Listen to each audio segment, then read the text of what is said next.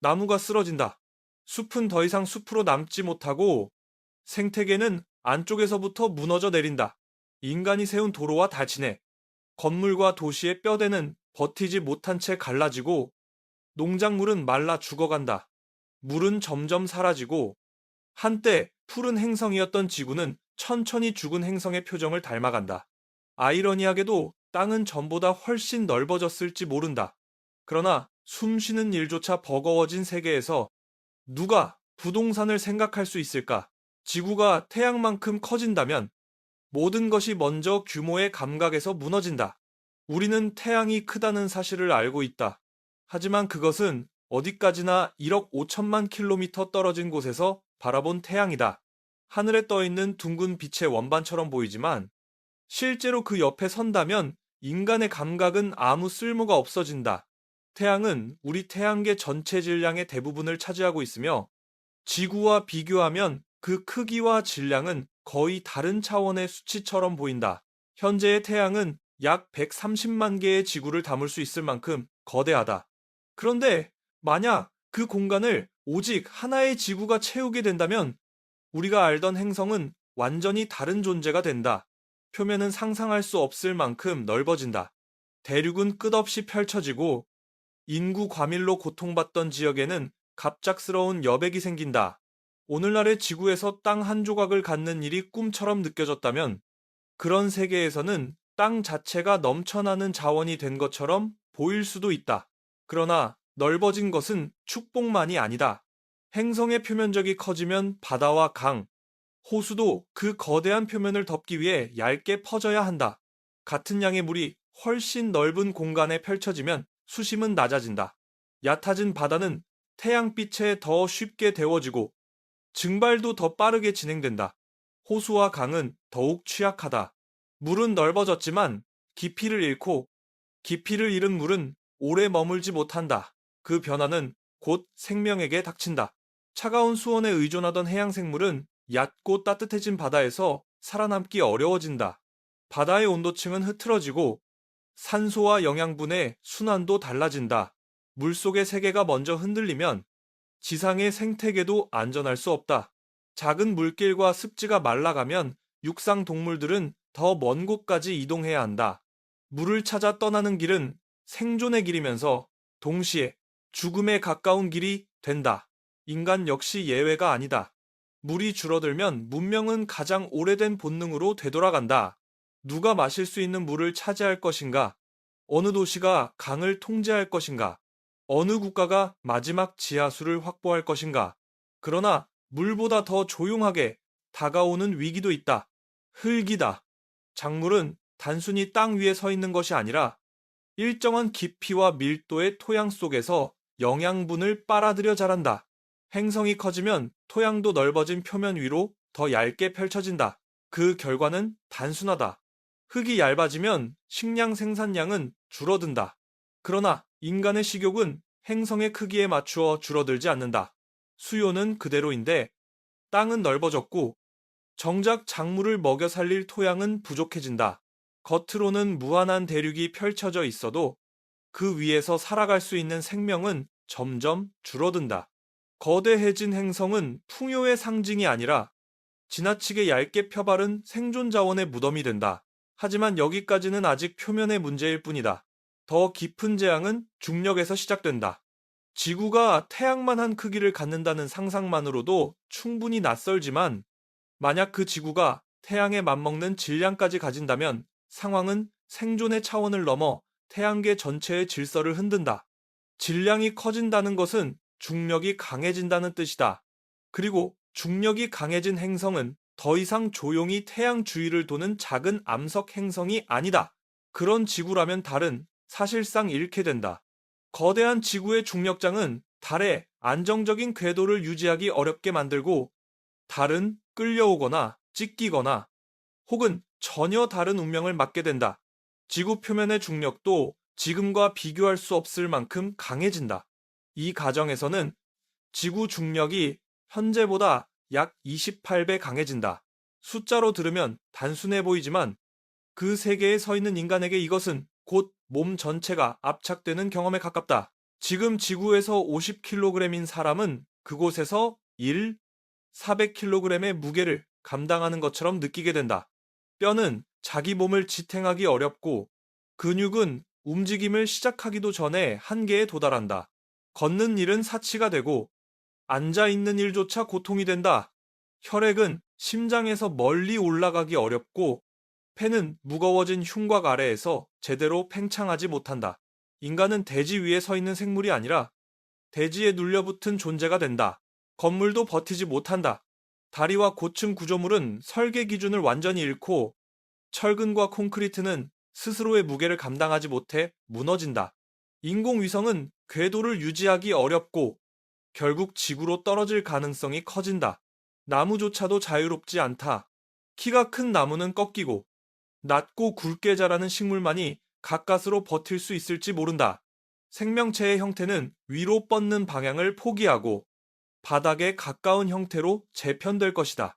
태양계의 관점에서 보면 재앙은 더 커진다. 지금의 태양계가 현재의 질서를 유지하는 이유는 태양의 질량이 압도적으로 크기 때문이다.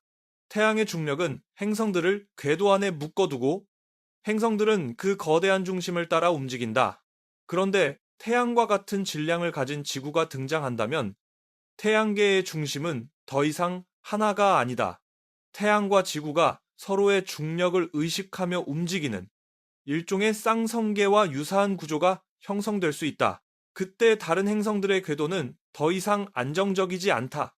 금성과 화성, 목성과 토성은 새로운 중력의 경쟁 속에서 미세하게 혹은 극단적으로 궤도를 바꿀 수 있다. 소행성대의 작은 천체들도 영향을 받는다. 강해진 지구의 중력은 그들을 기존 궤도에서 밀어내거나 끌어당기며 지구와 충돌하는 경로로 바꿔놓을 수 있다. 그러나 그런 세계에서 인간은 하늘에서 떨어지는 소행성을 피해 달릴 수도 없다. 몸은 이미 중력에 묶여 있기 때문이다. 더 기묘한 사실은 시간이다. 중력이 강해질수록 시간은 더 느리게 흐른다. 일반 상대성 이론이 말하는 중력 시간 지연의 관점에서 보면 거대한 질량에 가까운 곳의 시간은 약한 중력장보다 늦게 흐른다. 그래서 태양만큼 거대한 지구 위에서는 외부의 관찰자에 비해 시간이 조금 더 느려질 수 있다. 하지만 그것이 축복일 리 없다. 더 오래 사는 것처럼 보이더라도 그 삶은 움직일 수 없는 몸과 무너진 세계 속에서 이어지는 긴 고통일 가능성이 높다. 다행히 이 악몽은 현실이 아니다. 지구는 태양만큼 커지지 않는다. 오히려 지구는 아주 조금씩 질량을 잃고 있다. 대기의 일부는 우주로 빠져나가고 매일 수백 톤 규모의 물질이 지구를 떠난다. 우리가 숨을 들이쉬고 내쉬는 이 단순한 행위가 얼마나 섬세한 균형 위에 놓여 있는지 그런 상상은 오히려 역설적으로 깨닫게 한다. 비율을 건드리는 일은 언제나 위험하다. 더 크다는 것이 반드시 더 좋다는 뜻은 아니다. 그럼에도 인간은 다시 묻는다.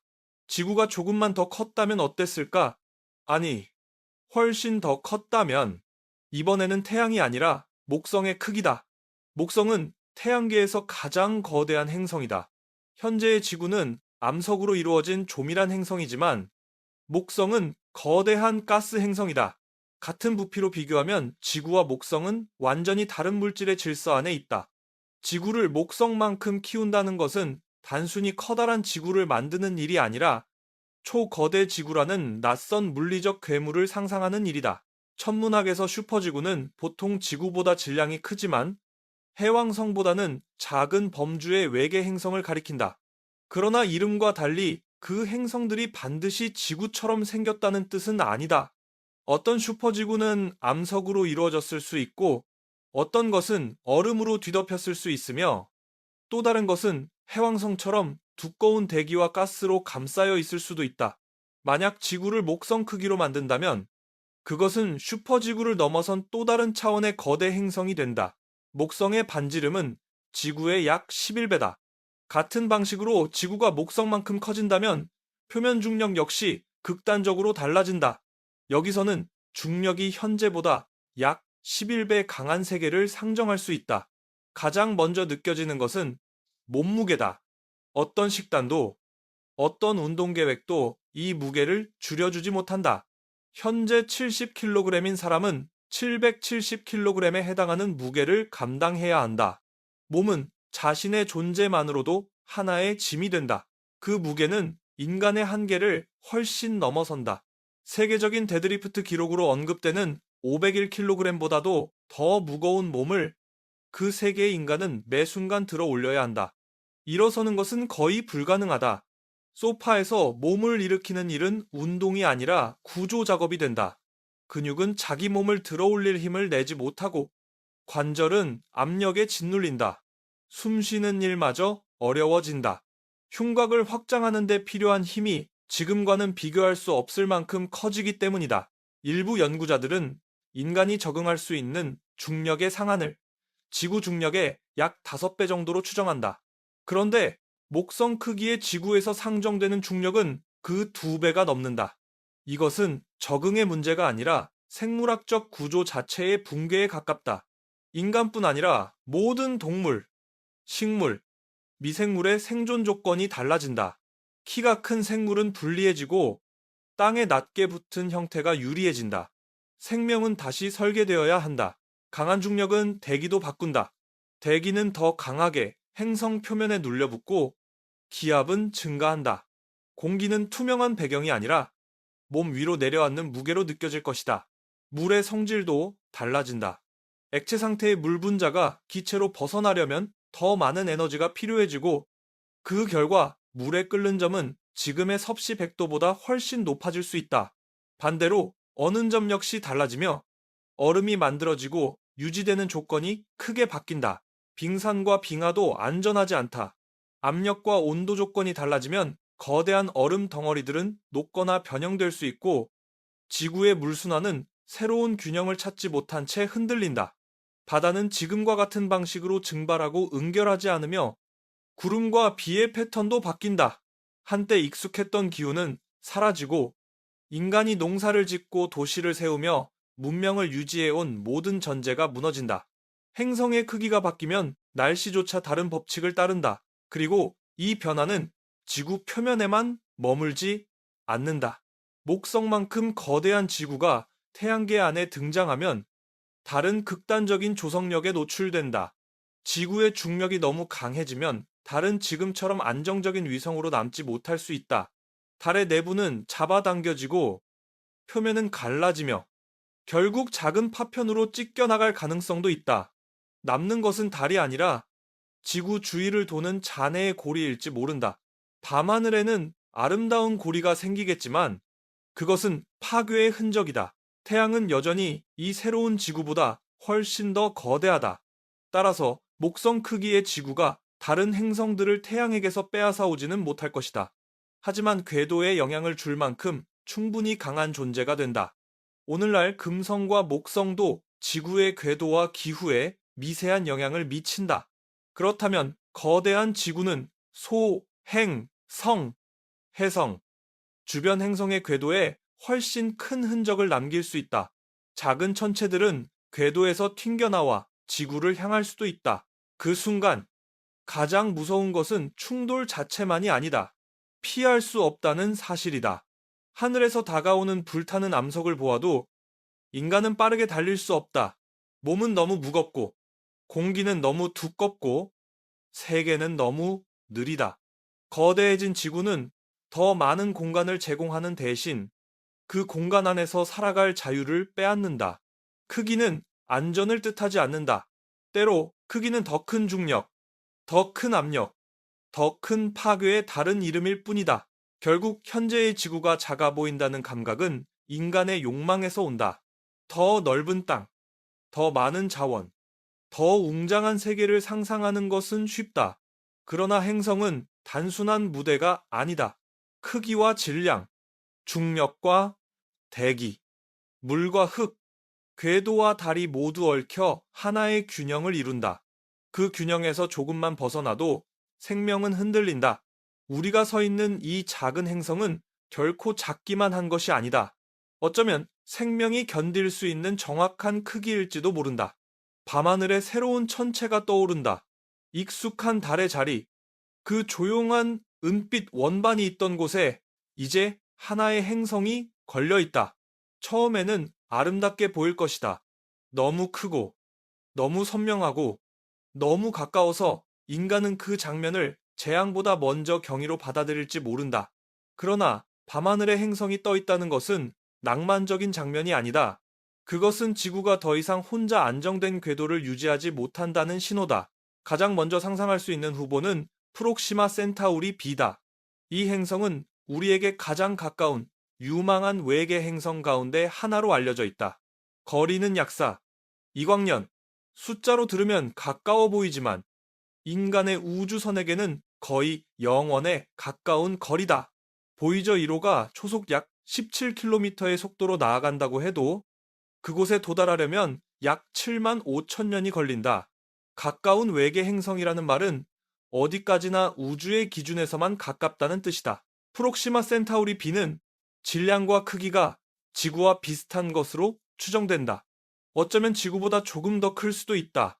그래서 만약 이 행성이 갑자기 달의 자리에 나타난다면 하늘은 압도적으로 달라진다. 그것은 달보다 훨씬 거대하게 보일 것이다.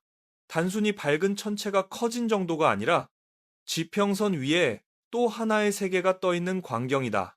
구름과 대륙, 얼음과 바다를 가진 행성이라면 우리는 매일 밤 우주적 거울을 올려다보게 된다. 하지만 프록시마 센타우리 B는 달이 아니다. 달은 지구와 오랜 시간 동안 조석 고정된 안정적인 관계를 유지해왔다. 달은 지구 주위를 돌고 바다의 조수 간만을 만들며 밤하늘에 빛을 되돌려준다.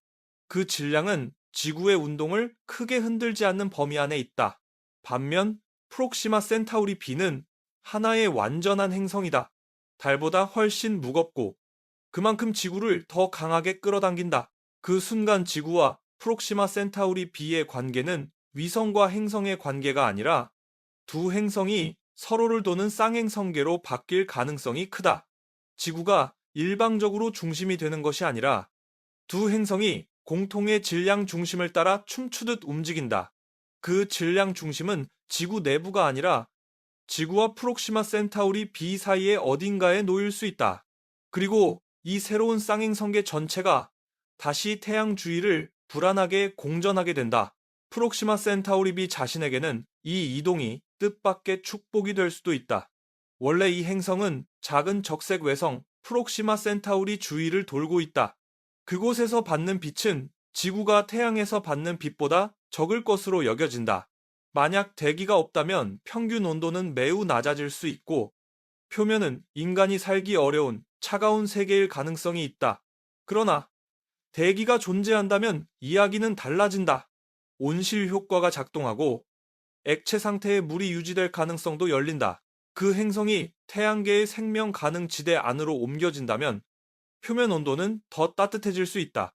어쩌면 약간의 테라포밍만으로도 지구의 쌍둥이처럼 변할 가능성을 상상할 수 있다.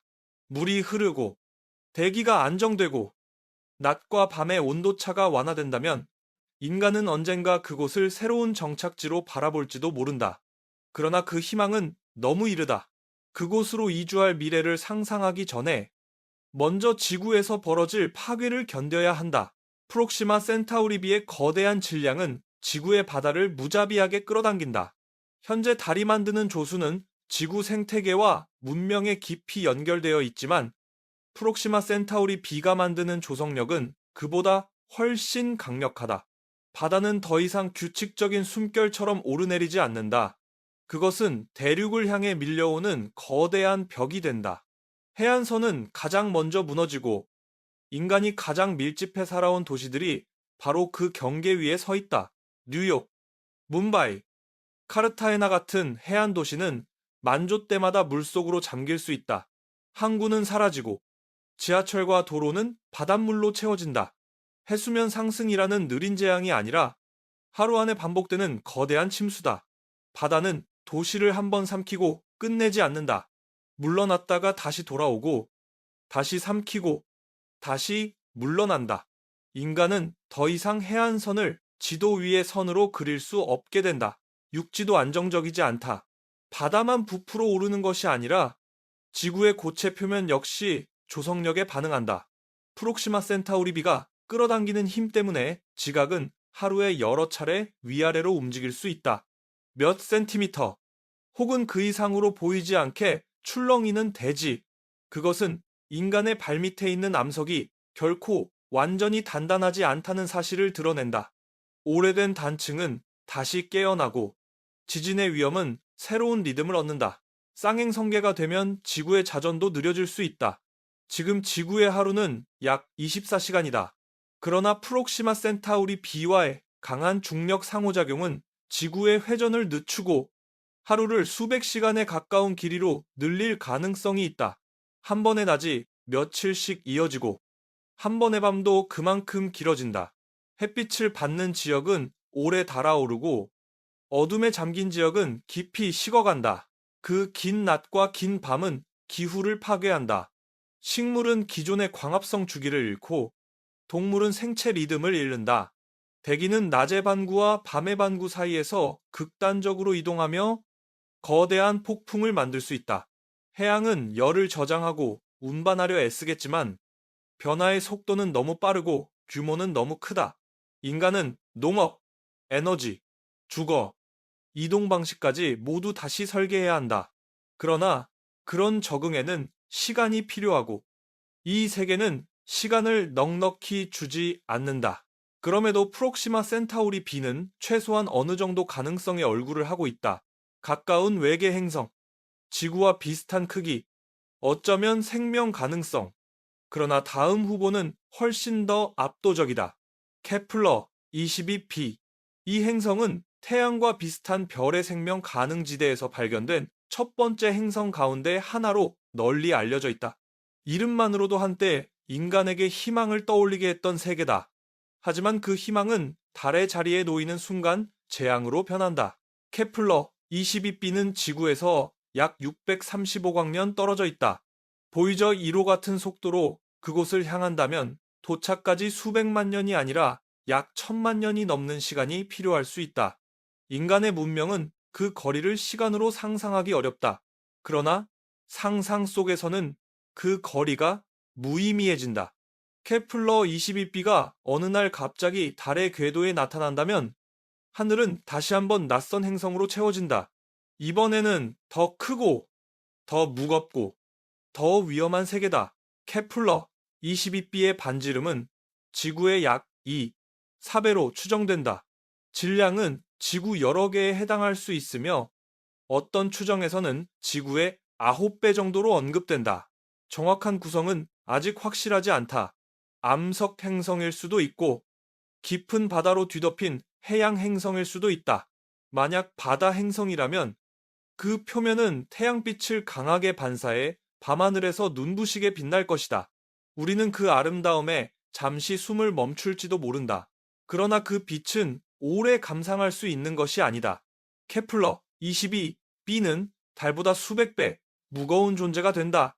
지구의 중력권 안에 얌전히 들어와 밤하늘을 장식하는 천체가 아니라 지구 자체를 끌고 움직이는 또 하나의 행성이다.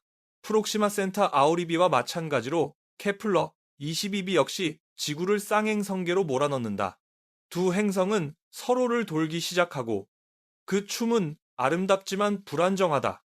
우주의 춤은 가까울수록 더 위험하다. 가장 먼저 찾아오는 것은 역시 조수다. 그러나 이번에는 프록시마 센타우리 B보다 훨씬 더 극단적일 수 있다. 케플러 22v의 질량이 더 크다면 바다는 더 높이 솟아오르고 해안 도시는 지도에서 지워지는 속도가 더 빨라진다. 바닷물은 강을 거슬러 내륙 깊숙이 밀려들고 삼각주와 평야를 삼킨다. 농업지대는 염분에 오염되고 담수는 바닷물과 섞이며 인간이 의존하던 강의 질서는 사라진다. 대지는 갈라진다. 케플러 22b가 만드는 조성력은 지구 내부까지 흔들 수 있다. 지각은 늘어나고 압축되며 멘틀의 흐름도 새로운 자극을 받는다. 지진은 더 자주, 더 넓은 범위에서 발생할 수 있고 화산 활동 역시 격렬해질 가능성이 있다. 한 지역의 재난이 아니라 행성 전체의 지질학적 불안정이다. 인간은 바다의 침수와 땅의 진동, 하늘의 기후 변화를 동시에 마주해야 한다. 이쯤 되면 사람들은 케플러 22b로 이주하는 상상을 할지도 모른다. 하늘에 그렇게 가까이 떠 있는 또 하나의 세계. 만약 그곳이 해양 행성이고 생명 가능 지대에 놓여 있으며 적절한 대기를 갖고 있다면 어쩌면 지구의 대안이 될 수도 있다. 그러나 케플러 22b 역시 완전히 이해된 행성이 아니다. 원래의 궤도에서는 별 주위를 기울어진 타원 궤도로 돌며 별에 가까워졌다, 멀어졌다 할 가능성이 제기된다. 그러면 온도 변화가 크고 기후도 불안정할 수 있다. 더구나 케플러 22b에는 지구의 달처럼 기후를 안정시켜줄 위성이 없을 수 있다. 태양계의 생명 가능 지대 안으로 옮겨진다면 그 행성에게는 오히려 더 나은 환경이 주어질지도 모른다. 태양빛은 일정하고 지구와의 중력 상호작용이 장기적으로 기후 안정에 기여할 가능성도 상상할 수 있다. 그러나 그것이 실제로 일어나려면 시간이 필요하다. 대기와 바다, 자전과 궤도는 새로운 균형을 찾기까지 오래 흔들린다. 문제는 인간에게 그만한 시간이 없다는 것이다. 지구에서는 이미 끝없는 자연재해가 이어지고 있다. 하루하루가 침수와 지진, 화산재와 폭풍으로 채워진다. 해안은 사라지고 내륙은 갈라지며 식량과 물의 공급망은 무너진다. 살아남은 사람들은 하늘의 케플러 22b를 보며 언젠가 저곳으로 갈 수 있다고 생각할지도 모른다. 그러나 가까워 보이는 행성도 여전히 닿기 어려운 세계다. 그리고 지구와 케플러 22v의 춤은 더 어두운 결말을 품고 있다. 쌍행성계는 안정적으로 유지될 수도 있지만 이처럼 거대한 질량이 달의 거리에서 갑자기 만난다면 그 안정은 보장되지 않는다. 두 행성의 조성력은 서로를 잡아당기고 궤도는 미세한 불안정성을 키워간다. 처음에는 조금씩 흔들리는 정도일지 모른다. 그러나 긴 시간 동안 작은 변화는 치명적인 방향으로 누적된다. 두 행성은 서로에게 가까워지고 하늘의 케플러 22b는 날마다 조금씩 더 커질 수 있다. 지구는 과거에도 거대한 충돌을 겪었다. 오래전 테이아라 불리는 원시 행성이 지구와 충돌했고 그 잔해에서 달이 형성되었다는 가설이 있다. 그러나 케플러 22b는 그런 원시 충돌체와 비교하기 어려울 만큼 거대하다. 만약 두 행성이 충돌 경로에 들어선다면 그것은 단순한 재난이 아니다. 지구라는 행성의 끝이다. 대기와 바다, 지각과 멘틀이 뒤섞이고 하나의 세계가 다른 세계와 합쳐지거나 부서진다. 하늘에서 행성이 커지는 장면은 인간이 볼 수 있는 가장 장엄한 종말일 것이다. 처음에는 달보다 큰 원반이었다가 곧 지평선을 삼키고 마침내 하늘 전체를 덮는다. 그 표면에 무늬가 보이고 구름의 회전이 보이고 바다나 대륙의 윤곽이 보일지도 모른다. 그러나 그 아름다움은 관찰자를 위한 것이 아니다. 그것은 충돌 직전의 침묵이다. 두 행성 사이의 거리가 줄어들수록 지구는 더 이상 지구로 남을 수 없다. 프록시마 센타우리 B와 케플러 22b는 모두 인간에게 다른 세계의 가능성을 떠올리게 하는 이름이다. 하나는 가장 가까운 유망한 외계 행성이고 다른 하나는 생명 가능 지대에서 발견된 상징적인 세계다. 그러나 그들이 달의 자리에 놓인다면 가능성은 위협으로 변한다. 생명에 적절해 보이는 행성이라 해도 위치가 잘못되면 파괴자가 된다. 우주에서 중요한 것은 단순히 어떤 천체가 존재하느냐가 아니다. 어디에, 어떤 거리로, 어떤 질량 관계 속에 존재하느냐가 모든 운명을 결정한다. 달은 작고 조용해 보인다. 그러나 바로 그 작음과 조용함 때문에 지구는 안정된다. 달은 바다를 움직이지만 삼키지 않고 지구의 자전을 늦추지만 멈추게 하지 않으며 밤하늘을 밝히지만 하늘을 지배하지 않는다. 외계 행성들은 더 크고 더 신비롭고 더 매혹적일 수 있다. 그러나 지구 곁에서 필요한 것은 거대한 낯선 세계가 아니라 적절한 거리에서 적절한 힘으로 우리를 붙잡아주는 하나의 위성이다. 이제 밤하늘의 낯선 행성들은 더 이상 희망의 얼굴을 하지 않는다. 프록시마 센타우리 B와 케플러 22b가 적어도 생명 가능성이라는 이름을 품고 있었다면 다음 세계들은 그 이름조차 허락하지 않는다. 이들은 행성이라기보다 우주가 만들어낼 수 있는 극단의 표본에 가깝다. 너무 뜨겁고, 너무 크고, 너무 무겁고, 너무 가까이 있으면 천체는 아름다운 풍경이 아니라 행성 전체를 무너뜨리는 힘이 된다.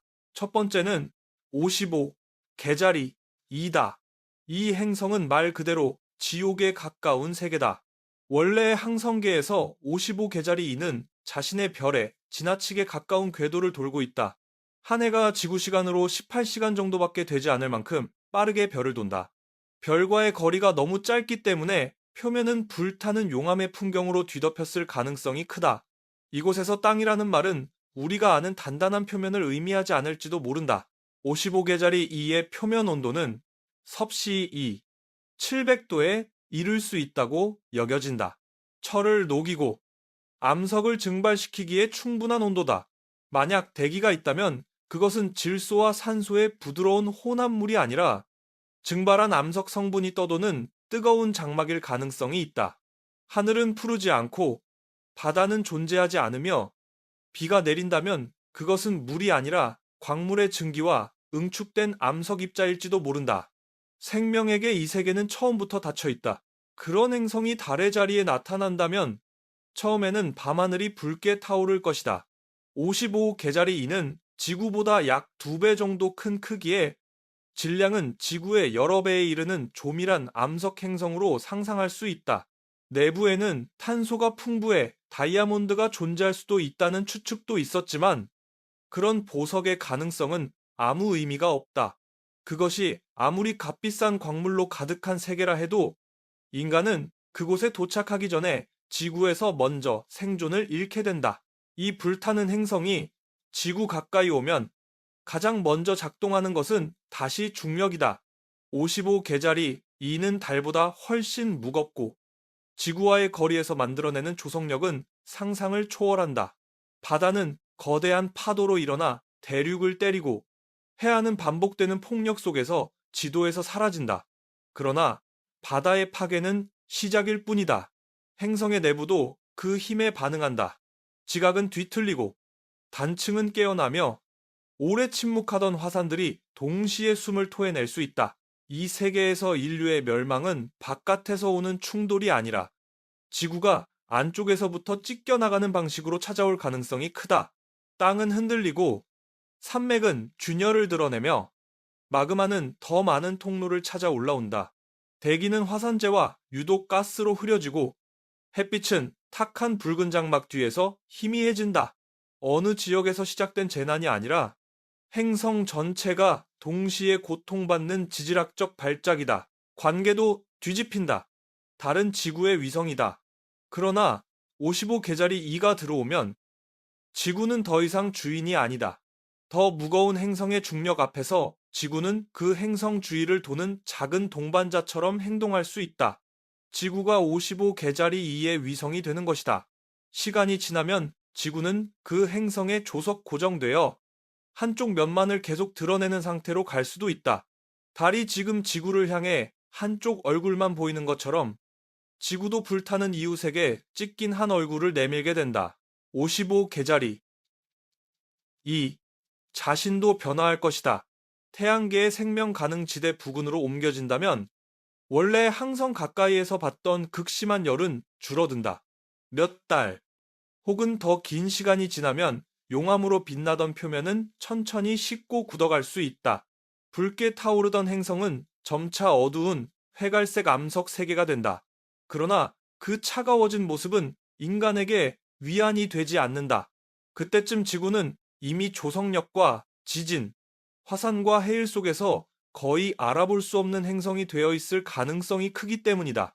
그나마 55개짜리 2는 표면이라도 가진 암석 행성이다. 다음 세계는 발을 디딜 표면조차 없다. 와스프, 두아블라스페. 이 행성은 뜨거운 목성형 가스 행성으로 분류된다. 거대한 수소와 헬륨의 덩어리이며 별 가까이에서 극도로 높은 온도를 견디고 있다. 표면에 착륙한다는 생각은 의미가 없다.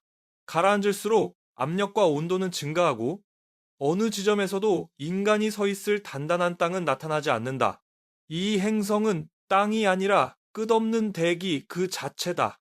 와스프 12b는 원래 자신의 별에 너무 가까이 있어 별의 중력에 의해 형태가 일그러진 것으로 알려져 있다. 완전한 구가 아니라 뜨거운 우주적 달걀처럼 늘어난 모양을 가질 수 있다. 온도는 섭씨 2, 300도에 이르며 대기의 상층부는 별빛에 가열되고 찢긴다.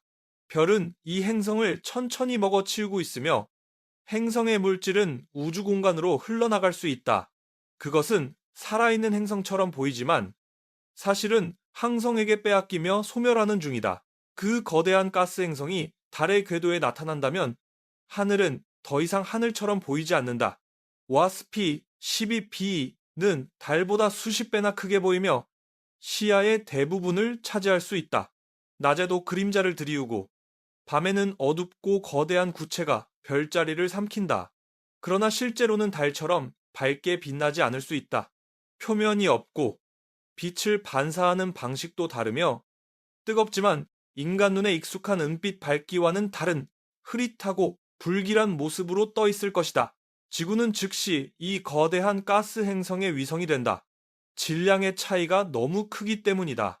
와스프 12b는 수만 개의 달에 해당하는 질량을 가진 존재로 생각할 수 있으며 그 중력은 지구의 바다와 지각을 동시에 잡아당긴다. 해일은 해안 재난의 규모를 넘어선다. 대륙분과 해양 분지가 통째로 흔들리고 물은 대륙 깊숙이 벽처럼 밀려든다. 인간 문명이 해안과 강을 중심으로 세워졌다는 사실은 이때 치명적인 약점이 된다. 지각은 견디지 못한다. 와스프 12b의 중력은 지구 표면을 찢고 깊은 단층을 따라 지진을 일으키며 행성 내부의 열과 압력을 밖으로 밀어낸다. 거대한 지진은 도시를 무너뜨리고 화산 활동은 대기를 바꾸며 바다는 계속해서 육지 위로 올라온다. 이 모든 것이 동시에 발생하면 인간은 피난이라는 개념을 유지하기 어렵다. 한 지역이 안전하고 다른 지역이 위험한 것이 아니라 지구 전체가 하나의 재난지대가 되기 때문이다. 만약 극소수의 생존자가 남는다 해도 그들의 세계는 빛조차 안정적으로 얻지 못할 것이다. 와스피 12b는 너무 크고 가까워서 태양을 자주 가릴 수 있다. 지속적이고 긴 일식은 지표 온도를 흔들고 식물의 광합성을 방해하며 날씨를 더욱 예측 불가능하게 만든다. 낮과 밤의 리듬은 사라지고 하늘의 거대한 행성은 시계가 아니라 감옥이 된다. 지구는 태양계의 암석 행성에서 뜨거운 가스 거인의 불안정한 달로 전락한다. 그러나 와스프 12b보다 더 압도적인 후보가 있다. 베타 픽토리스 b. 이 행성은 슈퍼 목성이라 불릴 만큼 거대한 가스 행성이다. 목성보다 훨씬 무겁고 형성된 지 오래되지 않은 젊은 행성으로 아직도 자기 탄생의 열을 품고 빛나는 것으로 여겨진다. 그것은 차가운 밤하늘의 반사체가 아니라 스스로의 남은 열로 희미하게 타오르는 거대한 세계다. 만약 달의 자리에 나타난다면 하늘은 하나의 행성으로 가득 찬다. 베타 픽토리스 b는 달의 폭으로 수십 개가 이어진 듯한 크기로 보일 수 있다. 은하수는 그 뒤로 사라지고 별자리는 더 이상 밤하늘의 지도가 되지 못한다. 어둠은 완전한 어둠이 아니라 거대한 행성이 반사하고 방출하는 희미한 빛으로 물든 기묘한 황혼이 된다. 인간은 밤을 잃는다. 별을 잃고 방향을 잃고 하늘을 올려다볼 때마다 자신보다 훨씬 큰 중력의 주인을 보게 된다. 그 아름다움은 치명적이다. 베타 픽토리스 b는 달보다 수천 배 무거운 존재다. 달의 궤도에 이런 질량이 놓이면 지구는 즉시 굴복한다. 지구는 더 이상 독립된 행성처럼 행동하지 못하고 베타 픽토리스 b의 위성이 된다. 조수는 파도가 아니라 벽이 된다.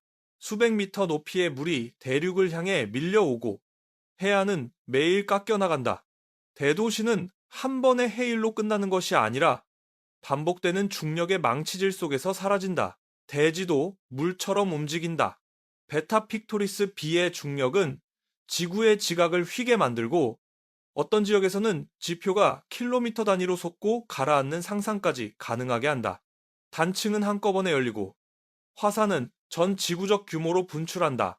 지구는 목성의 위성 이오처럼 조석 가열에 고문당하는 세계가 된다. 하지만 이오는 그런 환경에 맞는 작은 위성이다. 지구가 그런 힘을 받는다면 그 결과는 훨씬 더 파괴적이다. 화산재는 하늘을 덮고 바다는 끓어오르는 지역과 얼어붙는 지역 사이에서 혼란스러운 열 교환을 반복한다. 거대한 행성이 태양을 가릴 때마다 지표는 식고 다시 빛이 돌아오면 불안정하게 가열된다. 대기는 재와 수증기, 황화합물로 채워질 수 있다. 이 세계는 지질학적 믹서처럼 흔들리고 끓고 타오른다. 생명은 진화할 시간도 도망칠 공간도 얻지 못한다. 지구는 살아있는 행성이 아니라 고문받는 암석체가 된다. 베타 픽토리스 B에게도 이 이동은 안정적인 상황이 아니다. 원래 이 행성은 젊은 별에서 비교적 멀리 떨어진 궤도를 돌고 있다. 그런데 태양에서 지구만큼 가까운 거리로 옮겨진다면 지금까지 받아온 것보다 훨씬 강한 태양 복사에 노출된다. 대기 상층은 가열되고 거대한 폭풍이 발생할 수 있다. 그 폭풍은 지구만한 크기의 소용돌이로 구름층을 뚫고 솟아오를지도 모른다. 태양의 중력도 베타 픽토리스 B의 바깥 대기를 잡아당긴다. 행성 전체를 벗겨낼 만큼은 아니더라도 상층 가스 일부를 흘려보내기에는 충분할 수 있다. 시간이 지나면 이 거대한 행성의 궤도 자체도 불안정해진다. 태양, 지구, 베타 픽토리스 B 사이의 중력 전쟁은 주변 행성들에게까지 영향을 줄 수 있다. 수성이나 금성 같은 안쪽 행성들이 궤도에서 흔들리거나 이 거대 행성의 중력에 포획될 가능성도 배제할 수 없다. 그렇게 되면 태양계 안쪽은 완전히 새로운 체계로 바뀐다. 지구는 베타 픽토리스 B의 달이 되고 어쩌면 수성과 금성까지 그 주변에 휘말릴 수 있다. 태양은 여전히 중심에 있지만 그 주변의 작은 암석 행성들은 더 이상 안정된 궤도를 보장받지 못한다. 행성들은 서로를 밀고 당기며 충돌과 포획, 이탈의 가능성을 키운다. 하나의 거대한 외계 행성을 달의 자리에 놓는 것만으로 태양계의 가장 안쪽 질서는 붕괴한다. 이 모든 시나리오는 한 가지 사실을 반복해서 보여준다. 행성의 위험은 그 표면이 뜨거운지 차가운지에만 달려있지 않다. 55계자리 2처럼 불타는 암석 행성도 WASP 12B처럼 표면 없는 가스 행성도 베타 픽토리스 B처럼 젊고 거대한 슈퍼 목성도 모두 다른 방식으로 지구를 파괴한다. 어떤 것은 지구 내부를 찢고 어떤 것은 바다를 벽으로 만들며 어떤 것은 태양계의 궤도 전체를 흔든다. 밤하늘에 거대한 행성이 떠오르는 장면은 인간의 상상력을 사로잡는다. 우리는 그 풍경을 그림처럼, 영화처럼, 꿈처럼 생각한다. 그러나 우주는 풍경을 위해 천체를 배치하지 않는다. 중력은 낭만을 고려하지 않고 질량은 아름다움을 위해 약해지지 않는다. 달이 다른 세계로 바뀌는 순간 밤하늘은 더 화려해질지 모른다. 하지만 그 아래의 지구는 더 이상 인간을 위한 장소가 아니다. 때로 가장 안전한 하늘은 가장 익숙하고 가장 덜 극적인 하늘이다. 달의 자리에 외계 행성이 아니라 태양계 안에 다른 위성들이 들어온다면 조금은 덜 위험해 보일지 모른다. 적어도 그것들은 이미 위성이다. 행성 주변을 돌도록 태어난 천체들이다. 그러나 위성이라고 해서 모두 달처럼 조용한 것은 아니다. 어떤 위성은 두꺼운 대기를 품고 있고, 어떤 위성은 자기장을 가지고 있으며, 어떤 위성은 끝없는 화산으로 뒤덮여 있다. 달은 평범해 보이지만 지구 곁에서 평범하다는 바로 그 점 때문에 특별하다. 먼저 토성의 거대한 위성 타이탄을 떠올려보자. 우리가 익숙하게 바라보던 회색빛 달 대신 밤하늘에는 흐릿한 주황색 구체가 떠오른다. 타이탄은 태양계에서 두 번째로 큰 위성이다. 크기만 놓고 보면 가장 작은 행성인 수성보다도 크다. 그러나 수성과 달리 타이탄은 얼어붙은 세계다. 표면 온도는 섭씨 영하 180도 안팎까지 내려가며 인간의 피부와 폐가 감당할 수 없는 깊은 냉기를 품고 있다. 타이탄은 기묘하게도 지구를 닮은 면을 가진다. 표면에는 강과 호수, 바다처럼 보이는 지형이 있다. 하지만 그것들은 물이 아니다. 그 차가운 표면 위를 흐르는 액체는 메탄과 에탄이다. 지구에서라면 기체로 존재할 물질들이 타이탄의 극저온에서는 액체가 되어 호수와 바다를 이룬다. 그러므로 그 풍경은 낯설게 친숙하다. 강은 흐르지만 물이 아니고 해안선은 있지만 생명이 숨쉬는 바다가 아니다. 타이탄이 달을 대신하면 지구의 밤은 은빛이 아니라 황금빛과 주황빛 사이에 흐릿한 색으로 물든다. 타이탄의 지름은 달보다 약 5배 크기 때문에 하늘에서 더 크게 보인다. 그러나 그보다 더 중요한 특징은 대기다. 타이탄은 질소가 풍부한 두꺼운 대기를 가지고 있으며 그 대기는 수백 킬로미터 높이까지 뻗어 있다. 그래서 우리는 선명한 암석 표면이 아니라 부드럽게 번지는 안개 낀 오렌지색 원반을 보게 된다. 처음에는 그 장면이 단지 아름답게 느껴질 수 있다. 그러나 타이탄은 달보다 훨씬 무겁다. 그 질량은 지구의 바다에 더 강한 조성력을 가한다. 지금의 달이 만드는 밀물과 썰물도 이미 지구 생태계의 중요한 리듬이지만 타이탄은 그 리듬을 더 크게 흔든다. 만조는 더 높아지고 간조는 더 낮아진다.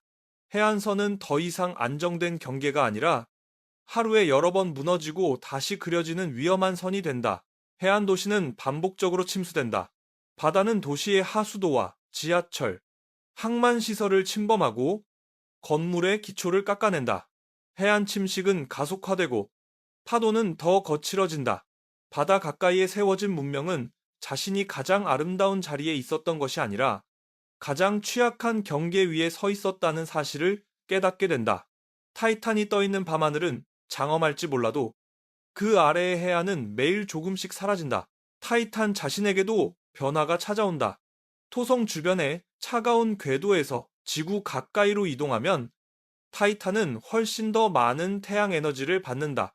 표면의 메탄 호수와 바다는 서서히 증발하기 시작한다. 두꺼운 대기는 더 복잡한 화학 반응을 일으키고 얼음 지각은 녹거나 약해질 수 있다. 그 아래에는 액체 상태의 물로 이루어진 거대한 내부 바다가 숨어 있을 가능성이 있다. 만약 그 바다가 드러난다면 타이탄은 전혀 다른 얼굴을 보여줄 것이다. 그 순간은 과학적으로 매혹적이다. 얼음 아래 깊은 바다에 생명이 존재한다면 타이탄은 태양계에서 생명을 찾을 수 있는 가장 가까운 세계 중 하나가 된다. 인간은 그 표면에 착륙해 메탄이 사라진 자리와 얼음이 열린 틈, 깊은 내부 바다의 흔적을 조사하려 할 것이다.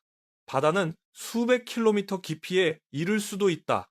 깊다는 것은 위험하다는 뜻이지만 동시에 탐사할 세계가 그만큼 넓다는 뜻이기도 하다. 그러나 타이탄의 낮은 중력은 그 풍부한 대기와 액체를 영원히 붙잡아두지 못할 수 있다. 태양에 더 가까워진 타이탄은 시간이 지나며 가스와 수분을 우주로 잃어간다. 수백만 년이 흐르면 그 흐릿한 오렌지색 대기는 엷어지고 호수와 바다는 말라붙으며 얼음과 암석의 조용한 세계로 변할 가능성이 있다.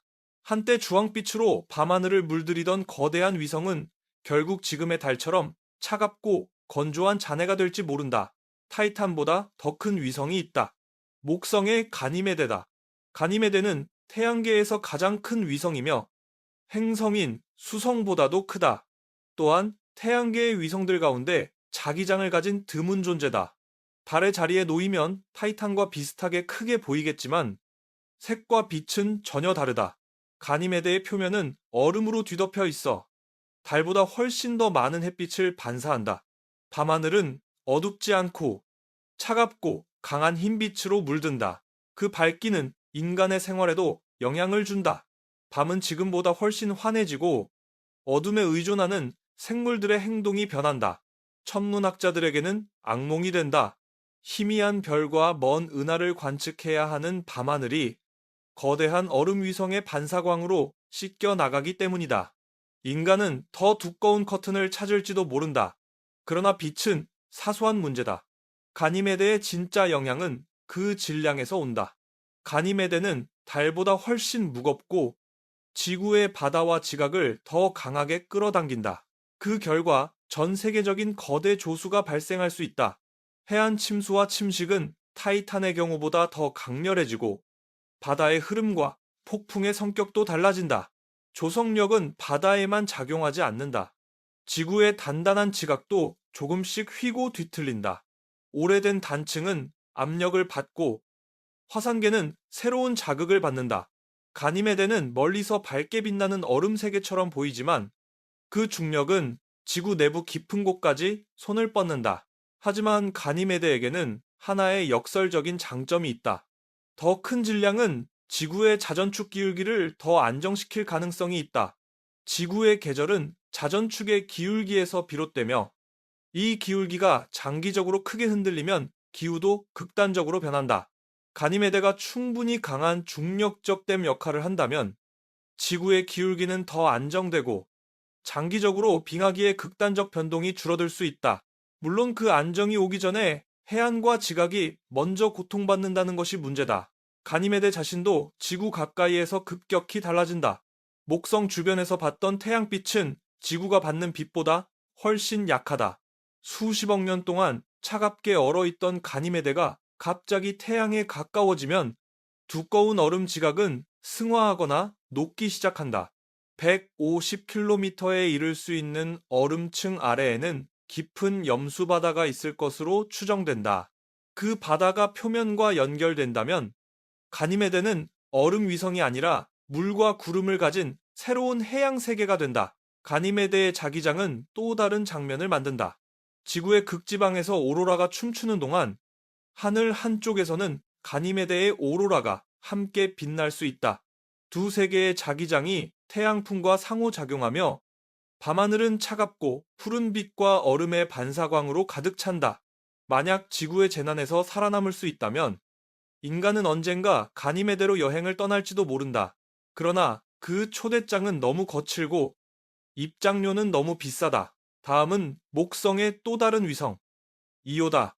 이오는 태양계에서 가장 화산 활동이 활발한 천체로 알려져 있다. 표면에는 수백 개의 화산이 있고 녹은 황과 암석 물질이 수백 킬로미터 높이까지 분출될 수 있다. 이오는 목성, 유로파, 가니메데 사이에 강력한 중력적 줄다리기 속에서 끊임없이 잡아당겨지고 눌린다. 그 조석 가열이 내부를 달구고 끝없는 화산 활동을 만들어낸다. 이오는 조용한 달이 아니라 불타는 고통의 위성이다. 이오가 달의 자리에 놓이면 밤하늘은 황금빛과 주황빛으로 빛난다. 달보다 훨씬 활발한 표면이 보이고 작은 망원경만으로도 화산 분출의 흔적을 관측할 수 있을지 모른다. 현재의 달은 수백만 년 동안 큰 화산 활동 없이 차갑게 식어 있었지만 이오는 살아있는 지질학적 불꽃처럼 보인다. 그것은 인류가 매일 밤 바라볼 수 있는 가장 극적인 천문학 공연이 될 것이다. 하지만 놀랍게도 이오는 앞선 거대 위성들만큼 지구를 파괴하지는 않을 수 있다. 그 이유는 이오의 크기와 질량이 달과 비교적 비슷하기 때문이다. 지구의 조수는 약간 변할 수 있지만 타이탄이나 가니메데처럼 전 지구적 해안 재앙을 일으킬 정도는 아닐 가능성이 있다. 오히려 더 큰 변화는 이오 자신에게 일어난다. 목성의 강력한 중력과 유로파, 가니메데의 공명 효과가 사라지면 이오를 달구던 조석 가열도 급격히 줄어든다. 이오는 더 이상 끊임없이 찢기고 눌리지 않는다. 그러면 화산들은 서서히 잠잠해진다. 내부 열은 시간이 지나며 빠져나가고 용암 호수는 식으며 황으로 물든 표면은 점차 차갑고 정적인 지형으로 변한다. 한때 태양계에서 가장 격렬했던 화산 위성은 지구 곁에서 오히려 조용해진다. 처음에는 밤하늘의 불꽃처럼 보였던 이오가 결국 지금의 달과 비슷한 차갑고 죽은 암석체가 되는 것이다.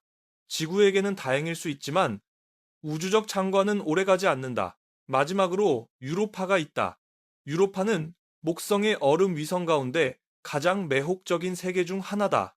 1979년 보이저 탐사선이 목성과 유로파를 지나간 이후 과학자들은 그 표면의 얼음 지각과 그 아래에 있을 가능성이 높은 바다에 깊은 관심을 가져왔다.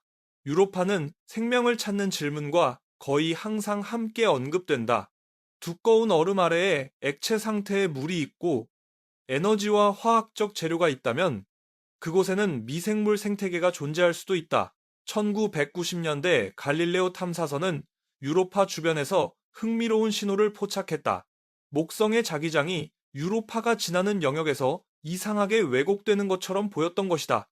유로파 자체에는 강한 고유 자기장이 없다. 그렇다면 그 왜곡은 어디에서 왔을까? 과학자들은 얼음 껍질 아래에 짠 바다가 그 답일 수 있다고 본다. 목성에 자기장이 지나가며 그 바다에 전류를 유도하고 그 전류가 일시적인 자기 효과를 만들어냈을 가능성이 있다. 유로파의 내부 바다는 깊이가 100km를 넘을 수 있다고 여겨진다. 지구에서 가장 깊은 바다도 약 11km 정도라는 사실을 떠올리면 이것은 믿기 어려울 만큼 깊은 물의 세계다. 유로파가 달의 자리에 온다면 인간은 더 이상 수십억 킬로미터 떨어진 목성까지 탐사선을 보내지 않아도 된다. 달과 비슷한 거리, 며칠이면 도달할 수 있는 곳에 생명 가능성을 품은 얼음 세계가 떠있게 된다. 지구에는 몇 가지 변화가 찾아온다. 유로파는 얼음 표면 덕분에 달보다 훨씬 더 많은 빛을 반사한다. 밤은 더 밝아지고 차갑게 빛나는 흰 원반이 하늘을 지배한다. 그러나 유로파의 질량은 달보다 작기 때문에 조수는 오히려 약해질 수 있다. 단기적으로는 거대 해일보다 약해진 조수 리듬이 더 중요한 변화가 된다. 해안 생태계는 달라지고 갯벌과 조간대에 의존하던 생물들은 새로운 환경에 적응해야 한다. 장기적으로는 더 큰 문제가 있다. 다른 지구의 자전축을 안정시키는데 중요한 역할을 한다. 유로파가 그 역할을 충분히 대신하지 못하면 수백만 년 규모에서 지구의 축 기울기는 더 불안정해질 수 있다. 그러면 계절은 더 극단적으로 변하고 빙하기와 온난기의 리듬도 달라진다. 그러나 그런 변화가 본격적으로 나타나기 전 인간은 유로파를 직접 탐사할 유혹에 사로잡힐 것이다. 하늘의 생명 가능성의 문이 걸려있기 때문이다. 물론 유로파도 지구 가까이에 오면 원래의 모습을 유지하지 못한다. 목성의 조석 가열이 사라지면 내부 바다를 따뜻하게 유지하던 에너지 일부가 줄어든다. 동시에 태양에 가까워진 표면은 더 많은 열을 받아 얼음이 승화하거나 녹기 시작한다. 어떤 과정이 더 강하게 작용하느냐에 따라 유로파는 표면 인호가 변하는 세계가 될 수도 있고 내부 바다가 서서히 얼어붙는 조용한 얼음 위성이 될 수도 있다. 그 짧은 전환기 동안 인간은 아마도 유로파를 향해 갈 것이다. 얼음 틈을 뚫고 어둠 속 바다에 탐사 장비를 내려보내고 지구 생명과 무관한 생명의 흔적을 찾으려 할 것이다. 그 발견은 인류 역사상 가장 깊은 질문에 답을 줄 수도 있다. 우리는 혼자인가? 그러나 이 질문은 여전히 불안정한 하늘 아래에서 던져진다. 타이탄, 가니메데, 이오, 유로파는 모두 신비롭다. 하지만 지구 곁에서 신비롭다는 것은 언제나 안전하다는 뜻이 아니다. 트리톤은 규칙을 따르지 않는 위성이다. 해왕성의 가장 큰 위성이지만 태양계의 큰 위성들 가운데 드물게 행성의 자전 방향과 반대로 공전한다. 이런 운동을 역행궤도라고 부른다. 달의 자리에 트리톤을 가져오고 그 방향까지 그대로 유지한다면 그 방향까지 지구 하늘에는 익숙한 달과 반대 방향으로 움직이는 차갑고 밝은 천체가 떠오르게 된다. 밤하늘의 질서가 조용히 뒤집히는 것이다. 트리톤은 얼음으로 덮인 세계다. 표면은 태양빛을 잘 반사하고 그래서 달을 대신하면 밤하늘을 상당히 밝게 물들일 수 있다. 그러나 그 밝음은 생명력과 거리가 멀다. 해왕성 바깥쪽의 어둡고 차가운 영역에서 트리톤은 극저온의 시간을 견뎌왔다. 표면 온도는 섭씨 영하 235도 부근까지 내려갈 수 있다.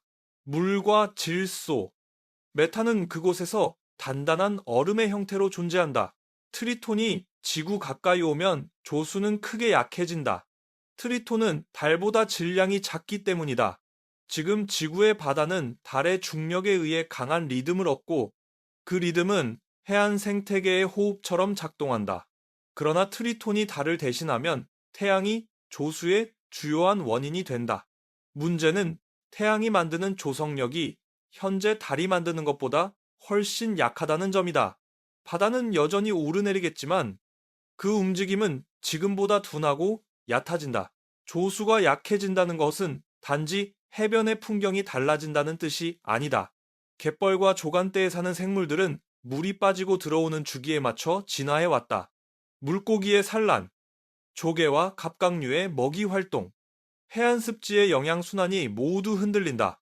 조수가 약해지면 바다는 해안의 생명을 덜 자주 깨우고 덜 깊이 섞는다. 고요해진 바다는 오히려 생태계의 붕괴를 부를 수 있다. 장기적으로는 지구의 자전축도 더 불안정해진다. 달은 단지 밤을 밝히는 천체가 아니라 지구의 기울기를 붙잡아주는 중력적 점이다. 질량이 작은 트리톤은 그 역할을 충분히 대신하지 못할 수 있다. 수백만 년에 걸쳐 지구의 축은 더 크게 흔들리고 계절의 경계는 예측하기 어려워진다. 어떤 시대에는 극지가 상대적으로 따뜻해지고 어떤 시대에는 중위도 지역이 긴 빙하기에 갇힐 수 있다. 하지만 트리톤이 처음 나타나는 시기에는 장기적 기후보다 훨씬 눈에 띄는 장면이 있다. 트리톤은 얼음 화산을 가진 위성이다. 지구와 이후 외에도 트리톤은 태양계에서 활동적인 지질 현상을 보여주는 드문 천체로 여겨진다. 다만 그 화산은 뜨거운 용암을 뿜지 않는다. 트리톤의 화산은 극저온 물질, 즉 얼음과 질소, 메탄이 섞인 차가운 분출물을 우주로 뿜어올리는 냉화산이다. 밤하늘에서 우리는 트리톤의 표면에서 솟아오르는 어두운 기둥을 볼 수 있을지도 모른다. 그것은 불꽃이 아니라 얼음의 분출이다. 수킬로미터 높이로 솟구친 물질은 얇은 대기 속으로 퍼지고 태양빛을 받아 희미하게 빛난다. 지구에서 매일 밤 냉화산을 관측할 수 있다면 그것은 과학자들에게 경이로운 기회가 된다. 그러나 가까워진 태양은 곧 트리톤의 오래된 얼음을 가만두지 않는다. 지구 궤도 근처로 이동한 트리톤은 이전보다 훨씬 많은 태양 에너지를 받는다. 얼어있던 질소는 빠르게 기화하고 얇았던 대기는 한동안 두꺼워질 수 있다. 표면에서는 안개와 휘발성 물질이 생겨나고 위성 뒤로 해성 꼬리 같은 흐릿한 자국이 생길지도 모른다. 시간이 지나면 트리톤의 얼음 껍질은 점차 줄어들고 만약 내부 바다가 있었다면 그것도 안정성을 잃어갈 것이다. 밝게 빛나던 얼음 위성은 서서히 마르고 작아진다. 거대한 위성들이 너무 많은 중력으로 지구를 괴롭힌다면 너무 작은 위성들은 반대 방식으로 재앙을 일으킨다. 그 대표가 화성의 두 위성, 포보스와 데이모스다. 둘은 공식적으로 위성이지만 생김새만 보면 작은 소행성에 더 가깝다. 둥글고 안정된 달의 모습과는 거리가 멀다. 울퉁불퉁하고 불규칙한 형태, 충돌구가 가득한 표면, 검은 먼지와 암석으로 뒤덮인 작은 천체들이다. 포보스는 둘 중 큰 편이지만 가장 넓은 곳의 지름이 약 27km 정도에 불과하다. 데이모스는 더 작아 약 15km 정도밖에 되지 않는다. 달과 비교하면 거의 점에 가까운 크기다. 만약 이 둘이 달의 자리를 대신한다면 밤하늘은 갑자기 비어버린다. 우리가 아는 둥근 달빛은 사라지고 그 자리에 빠르게 움직이는 작은 점 두 개만 남는다. 별인지 위성인지 구별하기 어려운 흐릿한 빛일 뿐이다. 그 세 개의 밤은 거의 완전한 어둠에 가까워진다. 달빛에 의존해 활동하던 야행성 동물들은 방향과 시간을 잃을 수 있다. 포식자와 먹이의 관계가 바뀌고 번식과 이동의 리듬도 흔들린다. 인간에게는 별이 더 선명히 보이는 장점이 있을 수 있다. 천문학자들은 깊은 우주를 관측하기 쉬워질 것이다. 그러나 생태계 전체로 보면 달빛의 소멸은 조용하지만 광범위한 충격이다. 더 심각한 문제는 조수다. 포보스와 데이모스는 질량이 너무 작아 지구의 바다를 제대로 끌어당기지 못한다. 조수는 거의 태양의 영향에 의존하게 되고 그 결과 해양의 오르내림은 크게 약해진다. 해안 생태계는 급격히 변화한다. 갯벌은 지금과 같은 주기로 드러나지 않고 영양분의 순환은 줄어든다. 조류와 파도의 패턴이 바뀌며 물고기와 조개, 해안 식물의 생존 조건도 함께 무너진다. 해양은 지구의 열을 저장하고 이동시키는 거대한 장치다. 조수는 그 혼합 과정의 일부를 담당한다. 조수가 약해지면 해안과 얕은 바다의 물질 순환이 느려지고 바람과 파도, 해류의 상호작용도 달라진다. 작은 변화처럼 보이지만 바다는 작은 리듬의 차이를 오래 기억한다. 시간이 지날수록 그 차이는 기후와 생태계의 균형을 바꾸고 인간이 의존해온 수산 자원과 해안 환경을 흔들어 놓는다. 그리고 달이 사라진 것과 다름없는 이 상황은 지구의 자전축을 더 불안정하게 만든다. 포보스와 데이모스는 지구를 붙잡아줄 질량이 없다. 수백만 년 단위로 지구의 기울기는 크게 흔들릴 수 있고 그 결과 계절은 지금과 전혀 다른 방식으로 변한다. 어느 시대에는 극지방이 더 강한 햇빛을 받고 어느 시대에는 열대가 현재의 극지처럼 변할 수도 있다. 빙하기와 가뭄은 예측 불가능하게 반복된다. 상상해보라. 북극이 수만 년 동안 적도에 가까운 햇빛을 받거나 반대로 중위도 지역이 장기간 얼음 아래에 묻힌다. 문명은 그런 시간 규모를 견디기 어렵다. 농업은 특정한 기후와 계절을 전제로 하고 도시는 물과 온도, 해수면의 안정성을 전제로 세워져 있다. 자전축이 크게 흔들리면 그 전제는 무너진다. 너무 작은 위성은 지구를 직접 때리지 않아도 지구의 장기적 안정성을 빼앗아간다. 포보스에게는 또 다른 어두운 운명이 있다. 실제로 포보스는 화성에 서서히 가까워지고 있다. 아주 긴 시간이 지나면 조성력에 찢겨 화성 주변의 작은 고리가 되거나 화성에 충돌할 가능성이 있다. 만약 포보스가 지구의 새로운 위성이 되고 같은 방식으로 안쪽으로 다가온다면 우리는 하늘에서 천천히 추락하는 소행성을 보게 된다. 지름 27km의 암석체가 지구를 향해 다가오는 광경이다. 그 충돌은 공룡을 멸종시킨 것으로 여겨지는 소행성보다 더 클 수 있다. 지구 대기는 불타고 충돌 지점 지각은 지각은 증발하며 먼지와 증기가 전 세계 하늘을 뒤덮는다. 햇빛은 차단되고 식물은 광합성을 잃고 먹이사슬은 연쇄적으로 무너진다. 너무 작은 위성이라고 해서 무해한 것이 아니다. 작기 때문에 달처럼 안정적인 역할을 하지 못하고 소행성처럼 충돌의 운명을 품을 수 있다. 마지막으로 엔셀라두스를 보자. 토성의 고리 근처를 도는 작은 얼음 위성이다. 크기는 달보다 훨씬 작지만 표면은 태양계에서 가장 밝게 빛나는 곳 중 하나로 여겨진다. 신선한 얼음 입자와 눈으로 덮여 있어 햇빛을 매우 강하게 반사한다. 엔셀라두스가 달의 자리를 대신하면 크기는 작아도 밤하늘에서 완전히 사라지지는 않는다. 포보스와 데이모스처럼 칠흑 같은 밤을 만들지는 않을 것이다. 엔셀라두스의 가장 놀라운 특징은 남극 부근에서 우주로 뿜어져 나오는 물질이다. 이 작은 위성은 얼음 입자와 수증기, 여러 기체를 분출하며 토성의 바깥쪽 이고리에 물질을 공급한다. 겉으로는 조용한 얼음공처럼 보이지만 내부에는 액체 상태의 바다가 존재할 가능성이 크다. 그 바다와 암석 핵 사이에서 화학 반응이 일어난다면 생명에 필요한 조건 일부가 갖춰질 수도 있다. 지구 가까이에 온 엔셀라두스는 과학적으로 엄청난 유혹이 된다. 밤하늘에서 반짝이는 작은 얼음 위성, 그리고 그 표면 아래에 숨어 있을지 모르는 바다. 인간은 탐사선을 보내 얼음 기둥을 지나가게 하고 분출물 속에서 유기분자와 염분, 생명 활동의 흔적을 찾으려 할 것이다. 달보다 가까운 거리에 생명 가능성을 품은 바다가 있다면 그것은 인류의 우주 탐사 방향을 완전히 바꿔놓는다. 그러나 지구의 입장에서는 엔셀라두스도 너무 작다. 질량이 부족해 달이 맡아온 조성 역할을 대신할 수 없다. 바다의 조수는 크게 약해지고 해안 생태계는 포보스와 데이모스 때와 비슷한 위기를 겪는다. 조간대는 사라지거나 축소되고 물의 순환은 느려지며 해안 생물들은 갑작스러운 환경 변화에 놓인다.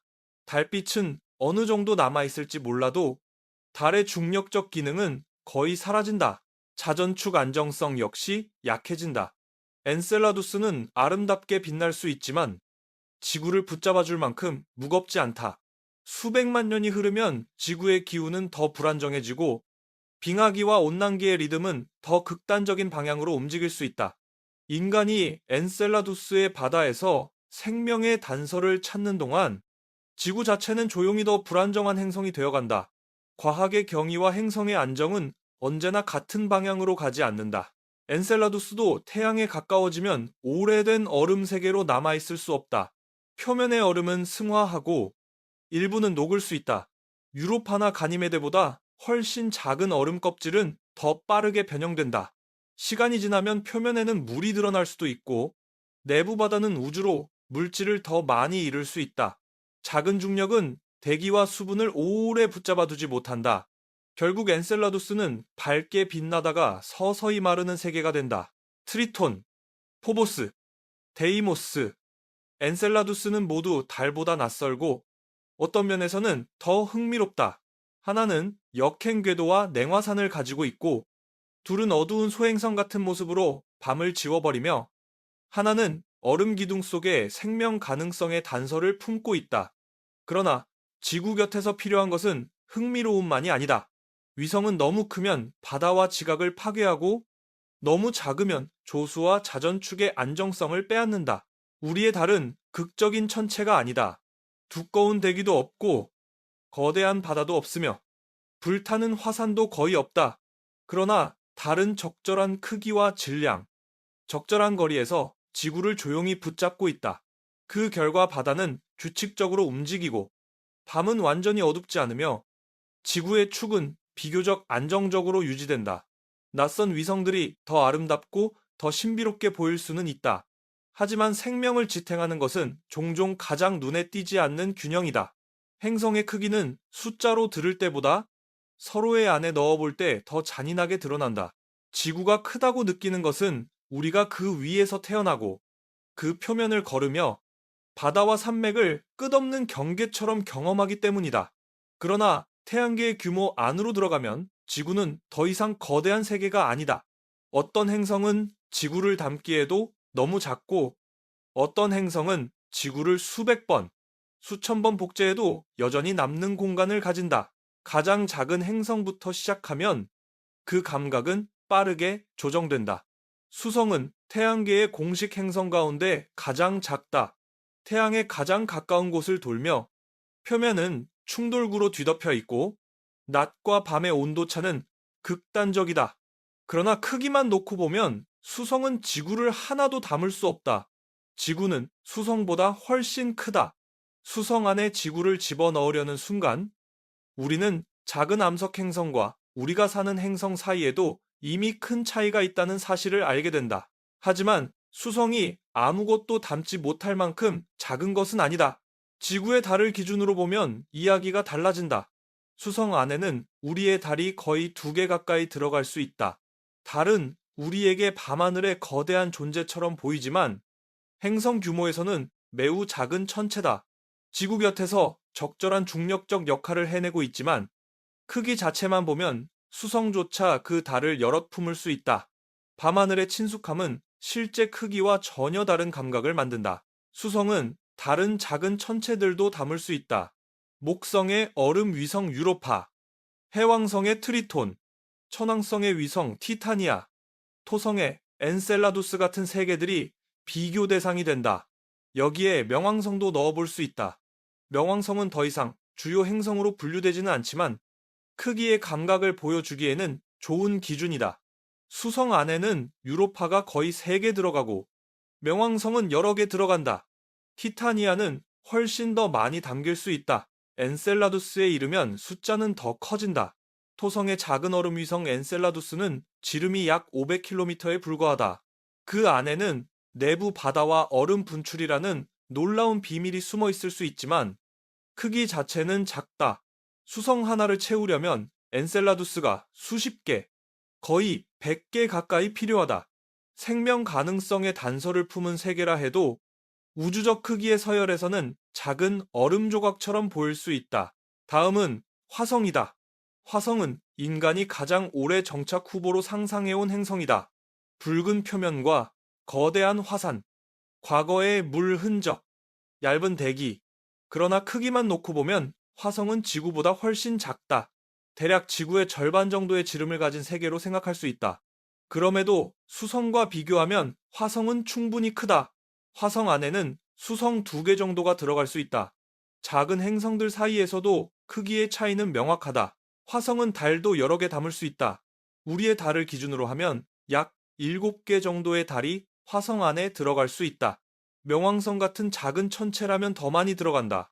이 숫자는 화성이 인간에게는 광대한 미개척지처럼 보이지만 태양계 전체에서는 아직 중간에도 이르지 못한 작은 암석 행성이라는 사실을 보여준다.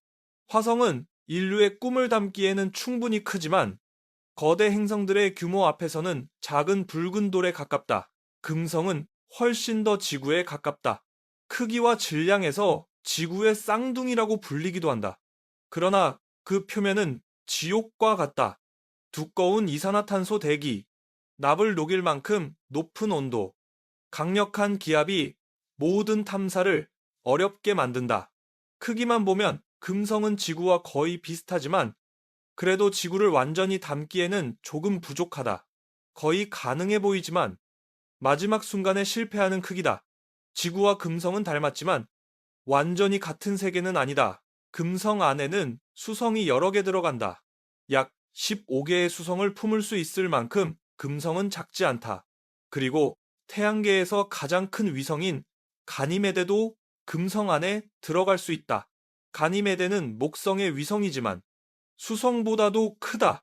위성이라는 이름이 항상 작은 천체를 뜻하지 않는다는 사실이 여기서 드러난다. 어떤 위성은 행성보다 크고 어떤 행성은 그런 위성을 담을 수 있다. 이름보다 중요한 것은 실제 규모다. 지구 자신도 달을 기준으로 보면 거대한 세계다. 지구 안에는 약 49개의 달이 들어갈 수 있다. 밤하늘에서 달이 크게 보이는 이유는 그것이 가까이 있기 때문이다. 실제로는 지구가 훨씬 넓고 깊은 행성이다. 바다, 대륙, 대기, 생명권이 모두 그 부피와 중력 안에 담겨 있다. 달은 지구를 안정시키는데 충분히 중요하지만 크기로는 지구 안에 수십 개가 들어갈 만큼 작은 동반자다. 이제 암석 행성의 영역을 지나 얼음 거인으로 넘어가면 숫자는 갑자기 커진다. 해왕성은 태양계의 바깥쪽을 도는 푸른 얼음 거인이다. 가장 작은 거대 행성으로 볼 수 있지만 그 이름에 속아서는 안 된다. 해왕성은 지구보다 압도적으로 크다. 그 안에는 지구가 약 57개 들어갈 수 있다. 지구 전체의 대륙과 바다, 구름과 생명을 57번 복제해도 해왕성 하나를 채우는 정도에 불과하다. 해왕성은 금성도 훨씬 많이 담을 수 있다. 금성 약 67개가 해왕성 안에 들어간다. 이는 지구와 비슷한 크기의 암석 행성들이 얼음거인 앞에서는 작은 구슬처럼 취급된다는 뜻이다. 해왕성은 단단한 표면을 가진 세계가 아니라 두꺼운 대기와 얼음 물질, 깊은 내부 구조를 가진 거대한 행성이다. 인간이 서 있을 지면은 없지만 그 부피와 질량은 암석 행성들의 상상력을 가볍게 넘어선다. 천왕성은 해왕성과 비슷하지만 조금 더 크다. 그 독특한 자전축 때문에 옆으로 누운 채 태양을 도는 행성처럼 보이며 차갑고 푸른 대기 속에 메탄이 섞여 있다. 천왕성 안에는 해왕성 하나가 거의 들어갈 수 있을 정도다. 지구를 기준으로 하면 약 63개가 들어간다. 금성도 그와 비슷한 수로 담길 수 있고 명왕성 같은 작은 천체라면 거의 10,000개에 가까운 수가 필요하다. 태양계의 바깥쪽에서 규모는 이미 낯설어진다. 그러나 천왕성과 해왕성도 토성 앞에서는 작아진다. 토성은 고리 때문에 아름다운 행성으로 기억되지만 그 본질은 거대한 가스 행성이다. 밀도는 낮고 대부분이 수소와 헬륨으로 이루어져 있으며 그 부피는 인간의 감각을 압도한다. 토성 안에는 천왕성이 약 12개 들어갈 수 있다. 해왕성도 그와 비슷한 수로 담길 수 있다. 바깥 태양계의 거대 행성들마저 토성 앞에서는 여러 개가 되어야 한다. 지구를 기준으로 하면 숫자는 더욱 커진다. 토성 안에는 약 763개의 지구가 들어갈 수 있다. 지구가 하나의 완전한 세계라고 느끼는 인간에게 763이라는 숫자는 거의 무의미할 만큼 크다. 각각의 지구에 바다와 산맥, 대기와 생명이 있다고 상상해도 토성은 그 모든 것을 품고도 하나의 행성으로 남는다. 금성은 약 890개, 수성은 1만 개가 넘게 들어갈 수 있다. 명왕성이라면 10만 개 이상이 필요하다. 그런데 토성마저도 태양계의 가장 큰 행성 앞에서는 1등이 아니다. 목성이다.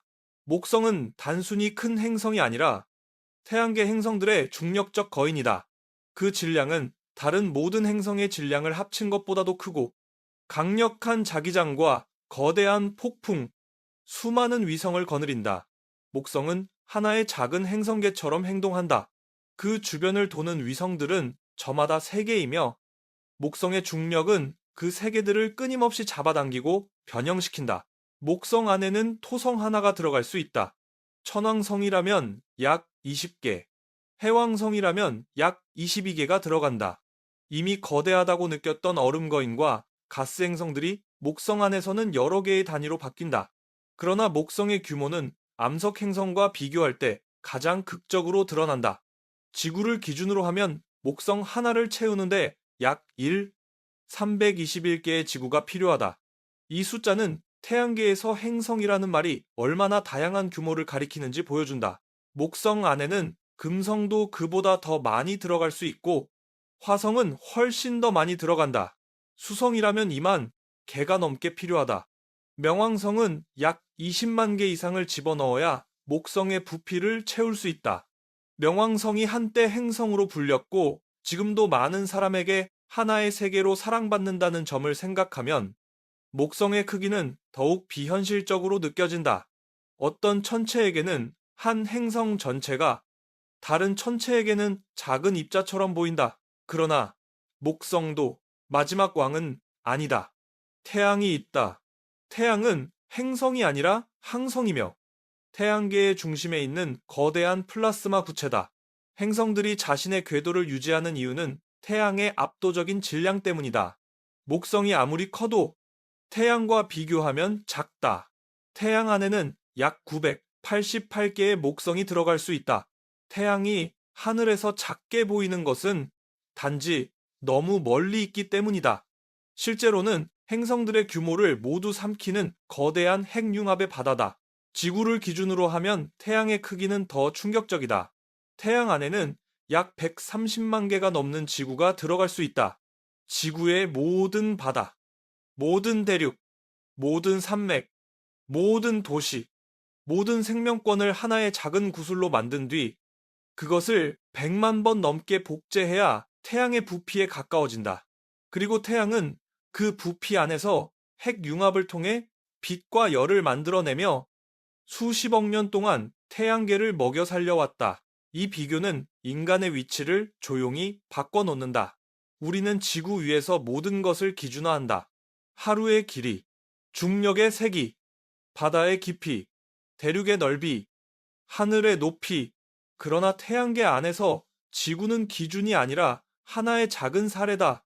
수성보다 크고 금성과 비슷하며 해왕성과 천왕성 앞에서는 작아지고 토성과 목성 앞에서는 수백 개, 수천 개로 복제되어야 한다. 그리고 태양 앞에서는 거의 숫자의 먼지가 된다. 태양계의 규모는 여기서 끝나지 않는다. 태양에서 가장 먼 행성인 해왕성의 궤도까지 시선을 넓히면 행성들은 거대한 빈 공간 속에 드문드문 놓인 점처럼 보인다. 그 너머에는 태양풍이 미치는 경계가 있고 그 경계를 지나면 성간 공간이 시작된다. 태양은 분명 우리의 하늘에서 절대적인 존재이지만 우주의 더 큰 구조 속에서는 또 하나의 별일 뿐이다. 그 사실은 다음 규모로 넘어가는 문을 연다. 행성의 크기를 비교하는 일은 단순한 숫자 놀이가 아니다. 그것은 우주가 계단처럼 구성되어 있다는 사실을 보여준다. 위성은 행성 안에 들어가고 암석 행성은 얼음 거인 안에 들어가며 얼음 거인과 가스 행성은 목성 앞에서 작아진다. 목성은 태양 앞에서 다시 작아지고 태양은 더 거대한 별과 블랙홀 앞에서 또다시 작아진다. 크기는 끝나지 않는다. 우리가 거대하다고 부르는 것은 언제나 더 거대한 것 앞에서 다시 작아진다. 그래서 밤하늘을 바라볼 때 우리는 단지 아름다운 빛을 보는 것이 아니다. 우리는 비율의 심연을 보고 있다. 달은 우리에게 크지만 지구 안에 수십 개가 들어간다. 지구는 우리에게 전부이지만 목성 안에 1000개 이상이 들어간다.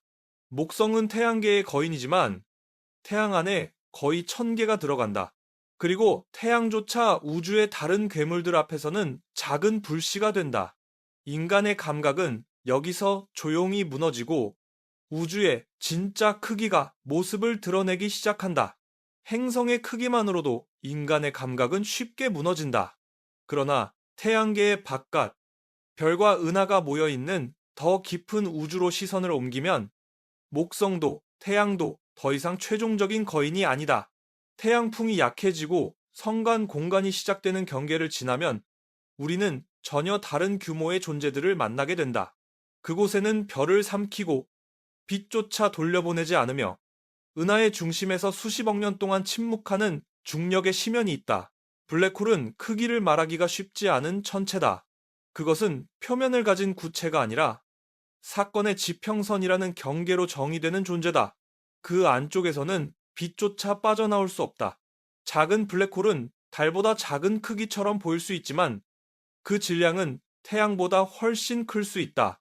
크기와 질량, 밝기와 어둠의 직관이 이곳에서는 서로 어긋난다. 블랙홀 앞에서 인간이 가진 물리적 상상력은 처음부터 다시 훈련되어야 한다. 가장 작은 축에는 항성질량 블랙홀이 있다. 거대한 별이 자신의 핵 연료를 거의 다 태우고 더 이상 스스로의 중력을 이겨내지 못할 때 중심부는 붕괴한다. 수소와 헬륨의 연소가 끝나고 내부 압력이 무너지는 순간 별은 자신의 무게 아래로 접힌다. 그렇게 남은 것은 빛을 내는 별이 아니라 빛을 삼키는 중력의 잔해다.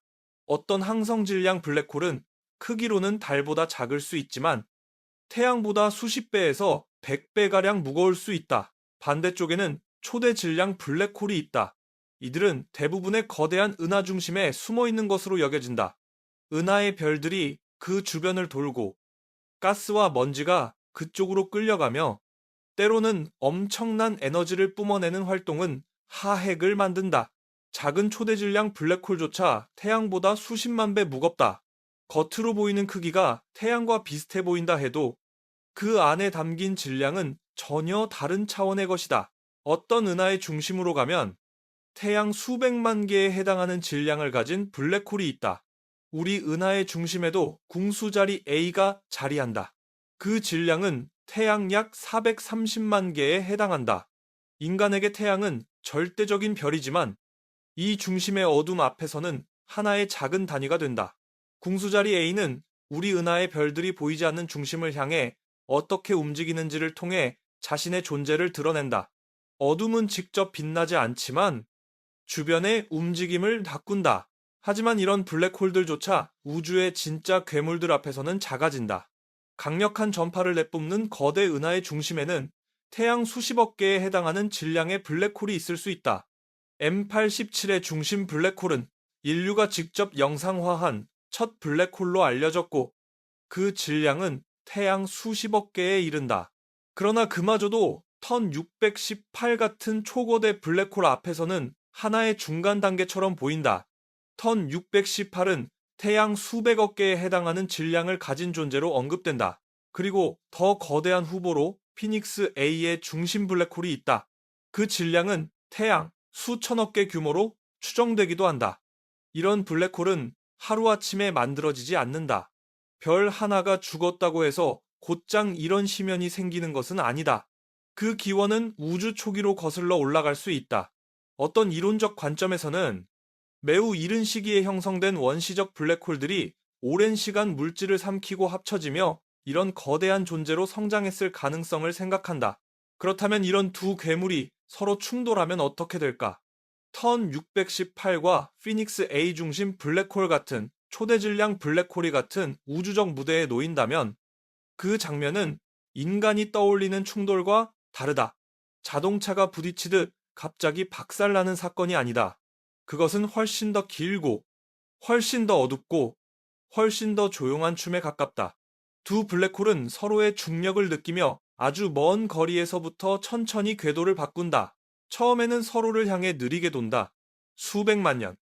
어쩌면 그보다 더 긴 시간 동안 두 중심은 같은 은하적 공간 안에서 나선형으로 접근한다.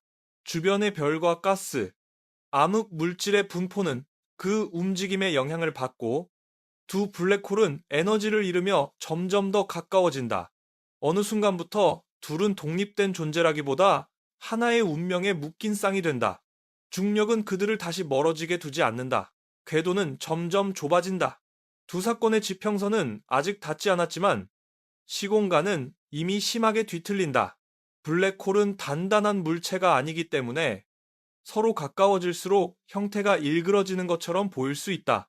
어둠의 경계가 늘어나고 휘며 서로를 향해 잡아당기는 듯한 순간이 온다. 완전한 무형의 심연 두 개가 우주의 빈 공간 속에서 서로의 모양을 바꾸는 장면이다. 그러나 그 장면을 가까이서 볼 관찰자는 존재할 수 없다. 마침내 임계거리에 도달하면 병합은 순식간에 진행된다. 오랜 시간 지속된 나선 운동과 달리 마지막 접촉은 빠르다. 두 사건의 지평선은 하나의 경계로 합쳐지고 두 개의 특이점은 더 큰 하나의 블랙홀로 귀결된다. 그 순간 방출되는 에너지는 빛이 아니라 중력파의 형태로 우주 전체를 향해 퍼진다. 시공간 자체의 물결이 사방으로 번져나가고 수십억 년이 지나도 그 흔적은 우주의 먼 곳에서 감지될 수 있다. 그 결과는 하나의 더 거대한 블랙홀이다. 태양 수백억 혹은 수천억 개의 질량이 더 큰 어둠으로 합쳐진다. 하지만 이상하게도 그 사건 뒤에 우주는 다시 조용해진다. 블랙홀은 폭발한 별처럼 빛나는 잔해를 넓게 흩뿌리지 않는다. 그것은 합쳐진 뒤에도 계속 삼킨다. 주변의 가스와 별, 먼지가 가까이 다가오면 다시 사건의 지평선 너머로 사라진다. 우주적 규모의 사건이 일어났지만 그 괴물은 마치 아무 일도 없었다는 듯 다시 침묵한다. 블랙홀보다 더 큰 충돌이 있을까? 개별 천체가 아니라 은하 전체를 생각하면 답은 있다. 은하들은 광대한 별의 도시다. 수천억 개의 별과 가스, 먼지, 암흑 물질이 중력으로 묶인 구조다. 그리고 은하들도 서로 충돌한다. 우주에는 은하단끼리 부딪히고 작은 은하가 큰 은하에 흡수되며 거대한 나선 은하들이 서로의 팔을 찢으며 합쳐지는 장면들이 존재한다. 그것은 예외적인 사건이 아니라 우주의 역사에서 반복되는 과정이다. 우리 은하도 언젠가 안드로메다 은하와 충돌할 것으로 예측된다. 두 은하는 지금도 서로를 향해 움직이고 있다. 그 거리는 수백만 광년에 이르지만 중력은 그 거리마저 느리게 줄여간다. 인간의 시간으로는 거의 영원처럼 느껴지는 미래. 수십억 년 뒤 두 은하는 마침내 서로의 영역에 들어간다.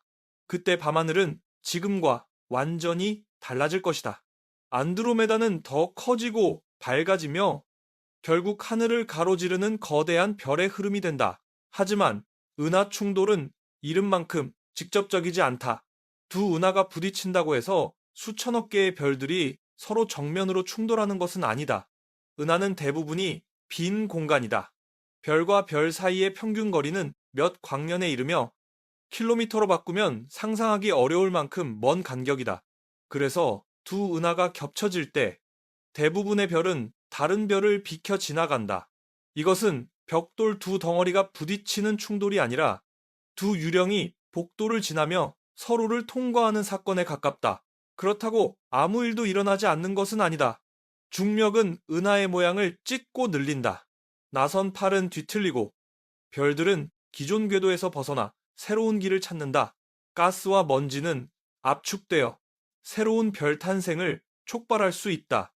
은하의 오래된 구조는 흐트러지고 수십억 년 동안 유지되던 회전의 질서는 변형된다. 우리 은하의 나선 팔도 안드로메다의 넓은 별무리도 서로의 중력 속에서 당겨지고 흔들리며 결국 하나의 더 큰 은하로 합쳐질 것이다. 이 과정은 단번에 끝나지 않는다. 첫 번째 접근에서 은하들은 서로를 스치며 지나갈 수 있다. 그러고 나서 중력에 묶여 다시 돌아오고 다시 겹치고 다시 찢긴다. 그 반복이 수십억 년 동안 이어진다. 마침내 두 은하는 자신의 원래 형태를 잃고 하나의 거대한 타원 은하에 가까운 모습으로 안정될 수 있다. 우리가 알던 은하수의 얇은 원반과 나선팔은 사라지고 새로운 별의 도시가 그 잔해 위에 태어난다. 은하 중심의 블랙홀들도 결국 서로를 만난다. 우리 은하의 궁수자리 A와 안드로메다 중심의 블랙홀이 긴 시간에 걸쳐 가까워지고 마침내 병합될 수 있다. 그때 다시 중력파가 발생한다. 개별 별들의 충돌은 드물지만 은하의 중심에서는 가장 어두운 두 시면이 하나로 합쳐진다. 은하 충돌의 진짜 심장은 눈부신 별빛이 아니라 중심부에서 조용히 진행되는 블랙홀의 결합일지도 모른다.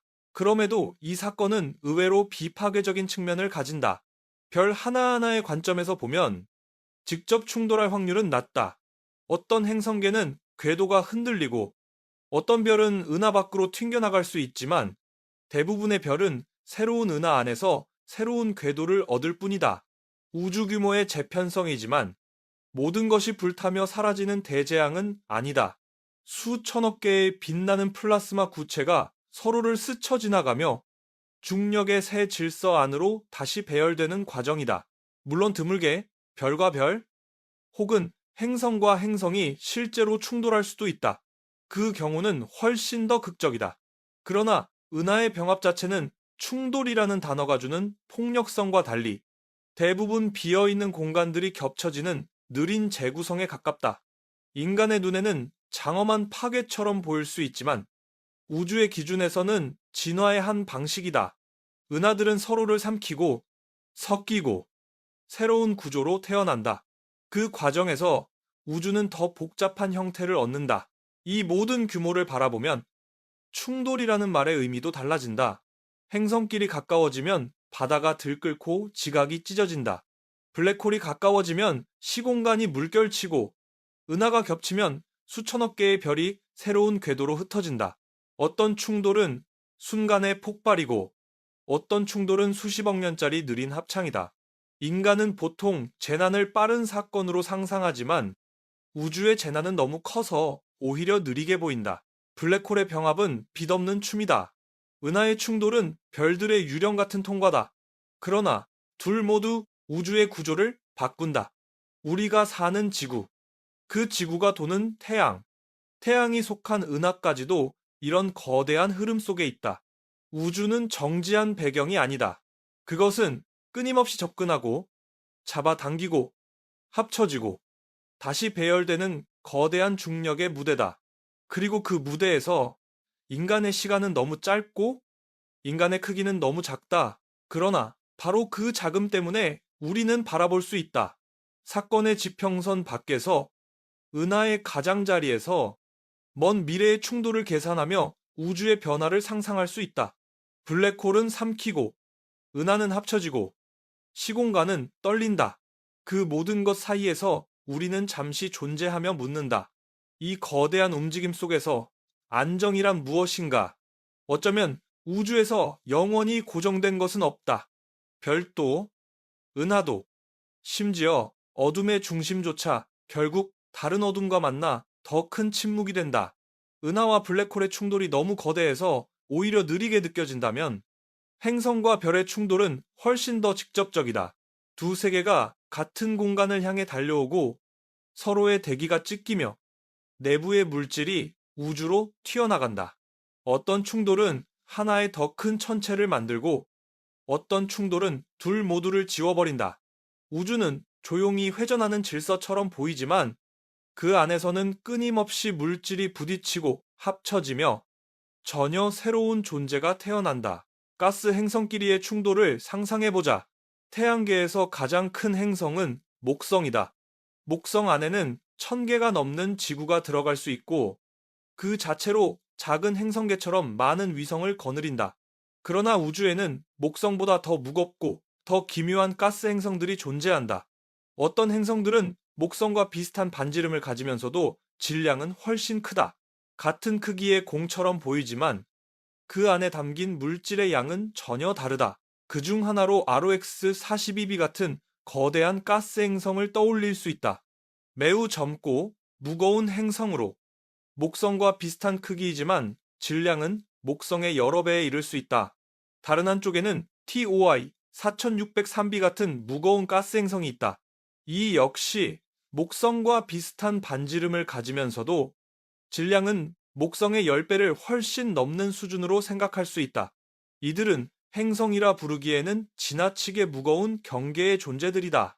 이 두 거대한 가스 행성이 서로 충돌한다면 처음에는 거대한 대기들이 먼저 부딪힌다. 단단한 표면끼리 깨지는 장면이 아니다. 수소와 헬륨, 깊은 층의 액체 금속 수소와 고압 물질들이 서로를 향해 밀려든다. 충돌 순간 바깥 대기는 우주로 찢겨나가고 뜨거운 가스와 충격파가 사방으로 퍼진다. 그러나 두 행성은 암석처럼 산산조각나기보다 서로의 중력에 붙잡혀 점점 하나의 덩어리로 합쳐질 가능성이 크다. 가스 행성의 충돌은 거대한 숨결처럼 보일 수도 있다. 한 행성의 대기가 다른 행성의 대기 속으로 파고들고 회전 방향과 속도가 뒤섞이며 내부의 압력은 급격히 상승한다. 물질 일부는 우주 공간으로 튀어나가겠지만 대부분은 다시 중력에 붙잡힌다. 마침내 두 거대한 가스 덩어리는 하나의 더 무겁고 뜨거운 천체로 합쳐진다. 그리고 바로 그때 그것은 단순한 행성의 범주를 넘어설 수 있다. 질량이 목성의 약 13배를 넘어서면 천체는 행성과 별 사이의 경계로 들어간다. 완전한 별처럼 수소 핵융합을 안정적으로 유지할 수는 없지만 중수소를 융합할 수 있는 조건에는 도달할 수 있다. 이런 천체를 갈색 외성이라고 부른다. 실패한 별이라는 별명도 있지만 그 표현은 조금 잔인하다.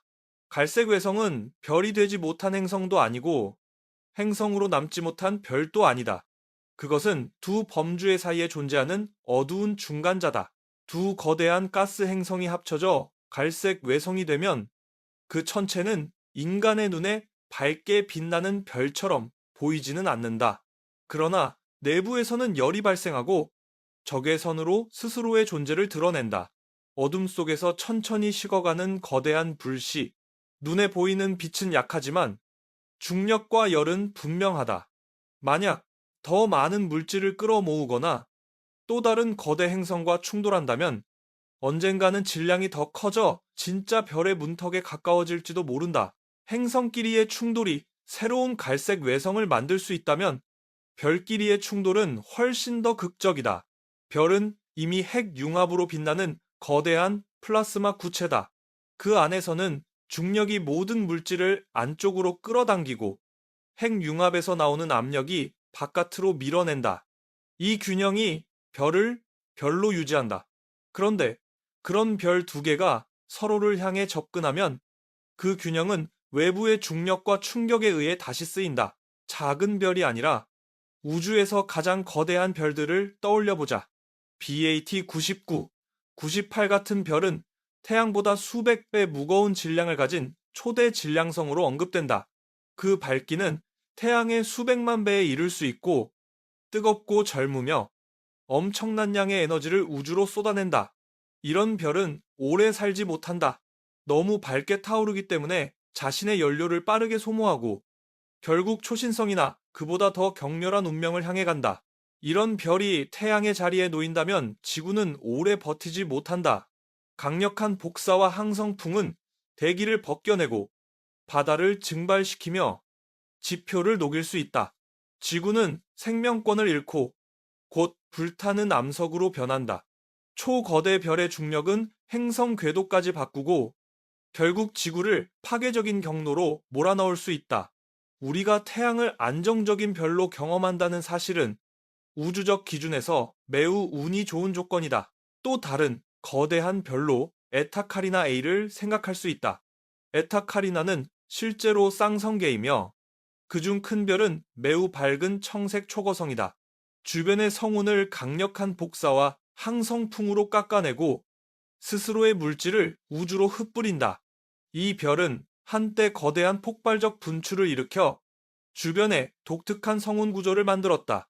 별이 단순히 조용히 빛나는 구체가 아니라 자신이 태어난 주변 공간까지 변형하는 폭력적인 존재임을 보여준다. 이 두 초거대 별이 충돌하면 결과는 충돌 속도와 각도에 따라 달라진다. 만약 상대 속도가 비교적 낮고 두 별이 서로를 스치듯 접근한다면 하나가 다른 하나를 파고들며 결국 병합할 수 있다. 그 과정에서 외측 물질 일부는 우주로 날아가고 내부는 뒤섞인다. 두 별의 연료와 핵이 재배열되며 더 크고 더 뜨겁고 더 밝은 별이 만들어질 수 있다. 이것은 파괴이면서 동시에 새로운 탄생이다. 그 결과 만들어지는 별은 청색낙오성처럼 보일 수 있다. 청색낙오성은 주변의 오래된 별들보다 더 젊고 더 푸르게 빛나는 별이다. 원래 같은 성단의 별들은 비슷한 시기에 태어났기 때문에 나이가 들수록 함께 진화해야 한다. 그런데 청색낙오성은 마치 연료를 새로 공급받은 것처럼 더 뜨겁고 젊게 빛난다. 두 별이 합쳐지거나 물질을 주고받으면 그런 이상한 젊음이 생겨날 수 있다. 별의 나이조차 충돌 앞에서는 다시 쓰인다. 그러나 모든 만남이 부드러운 병합으로 끝나지는 않는다. 만약 BAT99, 98과 에타 카리나, A 같은 초거대 별들이 정면으로 매우 빠른 속도로 충돌한다면 결과는 훨씬 더 잔혹하다. 두 별은 서로의 외층을 통과하고 핵은 엄청난 충격을 받는다. 압력과 온도는 급격히 상승하고 내부의 핵융합 균형은 완전히 무너진다. 충돌은 단순한 폭발이 아니라 두 별의 구조 자체를 해체하는 사건이 된다. 그 순간 별의 물질은 우주로 뿌려진다. 수소와 헬륨, 더 무거운 원소들이 충격파를 타고 성간 공간으로 흩어진다. 두 별이 다시 하나로 뭉쳐 새로운 별이 될 만큼 물질이 남지 않을 수도 있다. 충돌 속도가 충분히 높다면 별의 내부는 완전히 찢겨나가고 물질은 너무 넓은 영역으로 퍼져 중력이 다시 모으기 어려워진다. 남는 것은 하나의 더 큰 별이 아니라 별이었던 것들의 파편과 뜨거운 잔광이다. 이런 충돌은 주변 성운과 별 형성 환경에도 흔적을 남긴다. 퍼져나간 가스는 언젠가 다른 분자구름과 섞이고 새로운 별과 행성의 재료가 될 수 있다. 그러므로 파괴는 완전한 끝이 아니다. 우주에서는 한 별의 죽음이 다른 별의 탄생 재료가 된다. 그러나 충돌한 두 별의 입장에서 보면 그것은 분명한 소멸이다. 스스로 빛나던 두 개의 거대한 핵융합로가 한순간의 폭력 속에서 우주의 지도에서 지워진다. 행성과 별의 충돌을 비교하면 우주의 물질이 얼마나 다양한 결말을 맞는지 알 수 있다. 가스 행성 두 개는 서로를 삼키며 갈색 외성으로 변할 수 있다. 느리게 만난 별들은 합쳐져 더 젊고 푸른 별처럼 다시 타오를 수 있다. 그러나 빠르게 정면으로 충돌한 초거대 별들은 스스로를 완전히 파괴할 수 있다. 같은 충돌이라는 단어 안에도 탄생과 변형, 소멸이 모두 들어있다. 우리가 상상하는 우주는 종종 질서, 정연하다. 행성은 별을 돌고 위성은 행성을 돌며 은하는 중심을 둘러 회전한다. 그러나 그 질서의 깊은 곳에는 언제나 불안정성이 숨어 있다. 궤도는 완벽한 원이 아니고 중력은 멀리서도 작동하며 시간이 충분히 길어지면 만남은 피할 수 없는 사건이 된다. 별이 지나치게 가까워지고 행성이 궤도에서 밀려나며 은하는 서로를 향해 떨어진다. 우주는 정적인 기계가 아니라 느리게 충돌하는 바다다.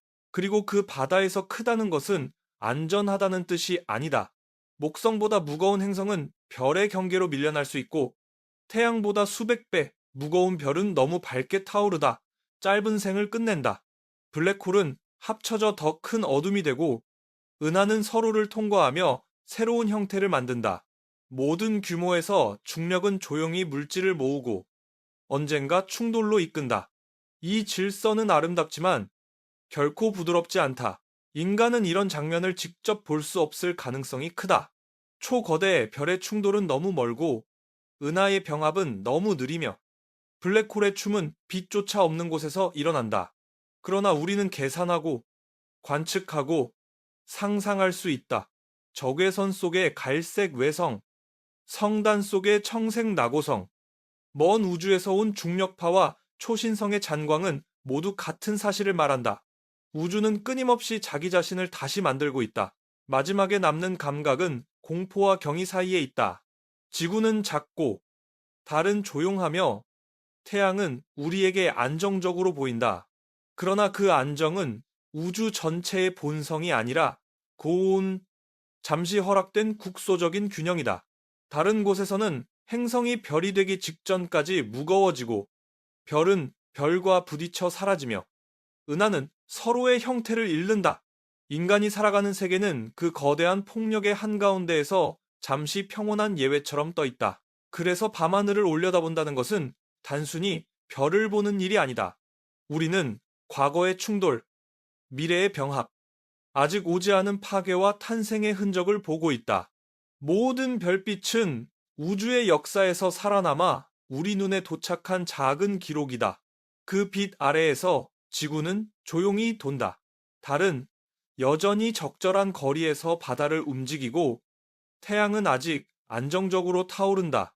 이 균형이 영원하지 않다는 사실을 알기에 지금의 고요함은 더욱 낯설고 소중하다.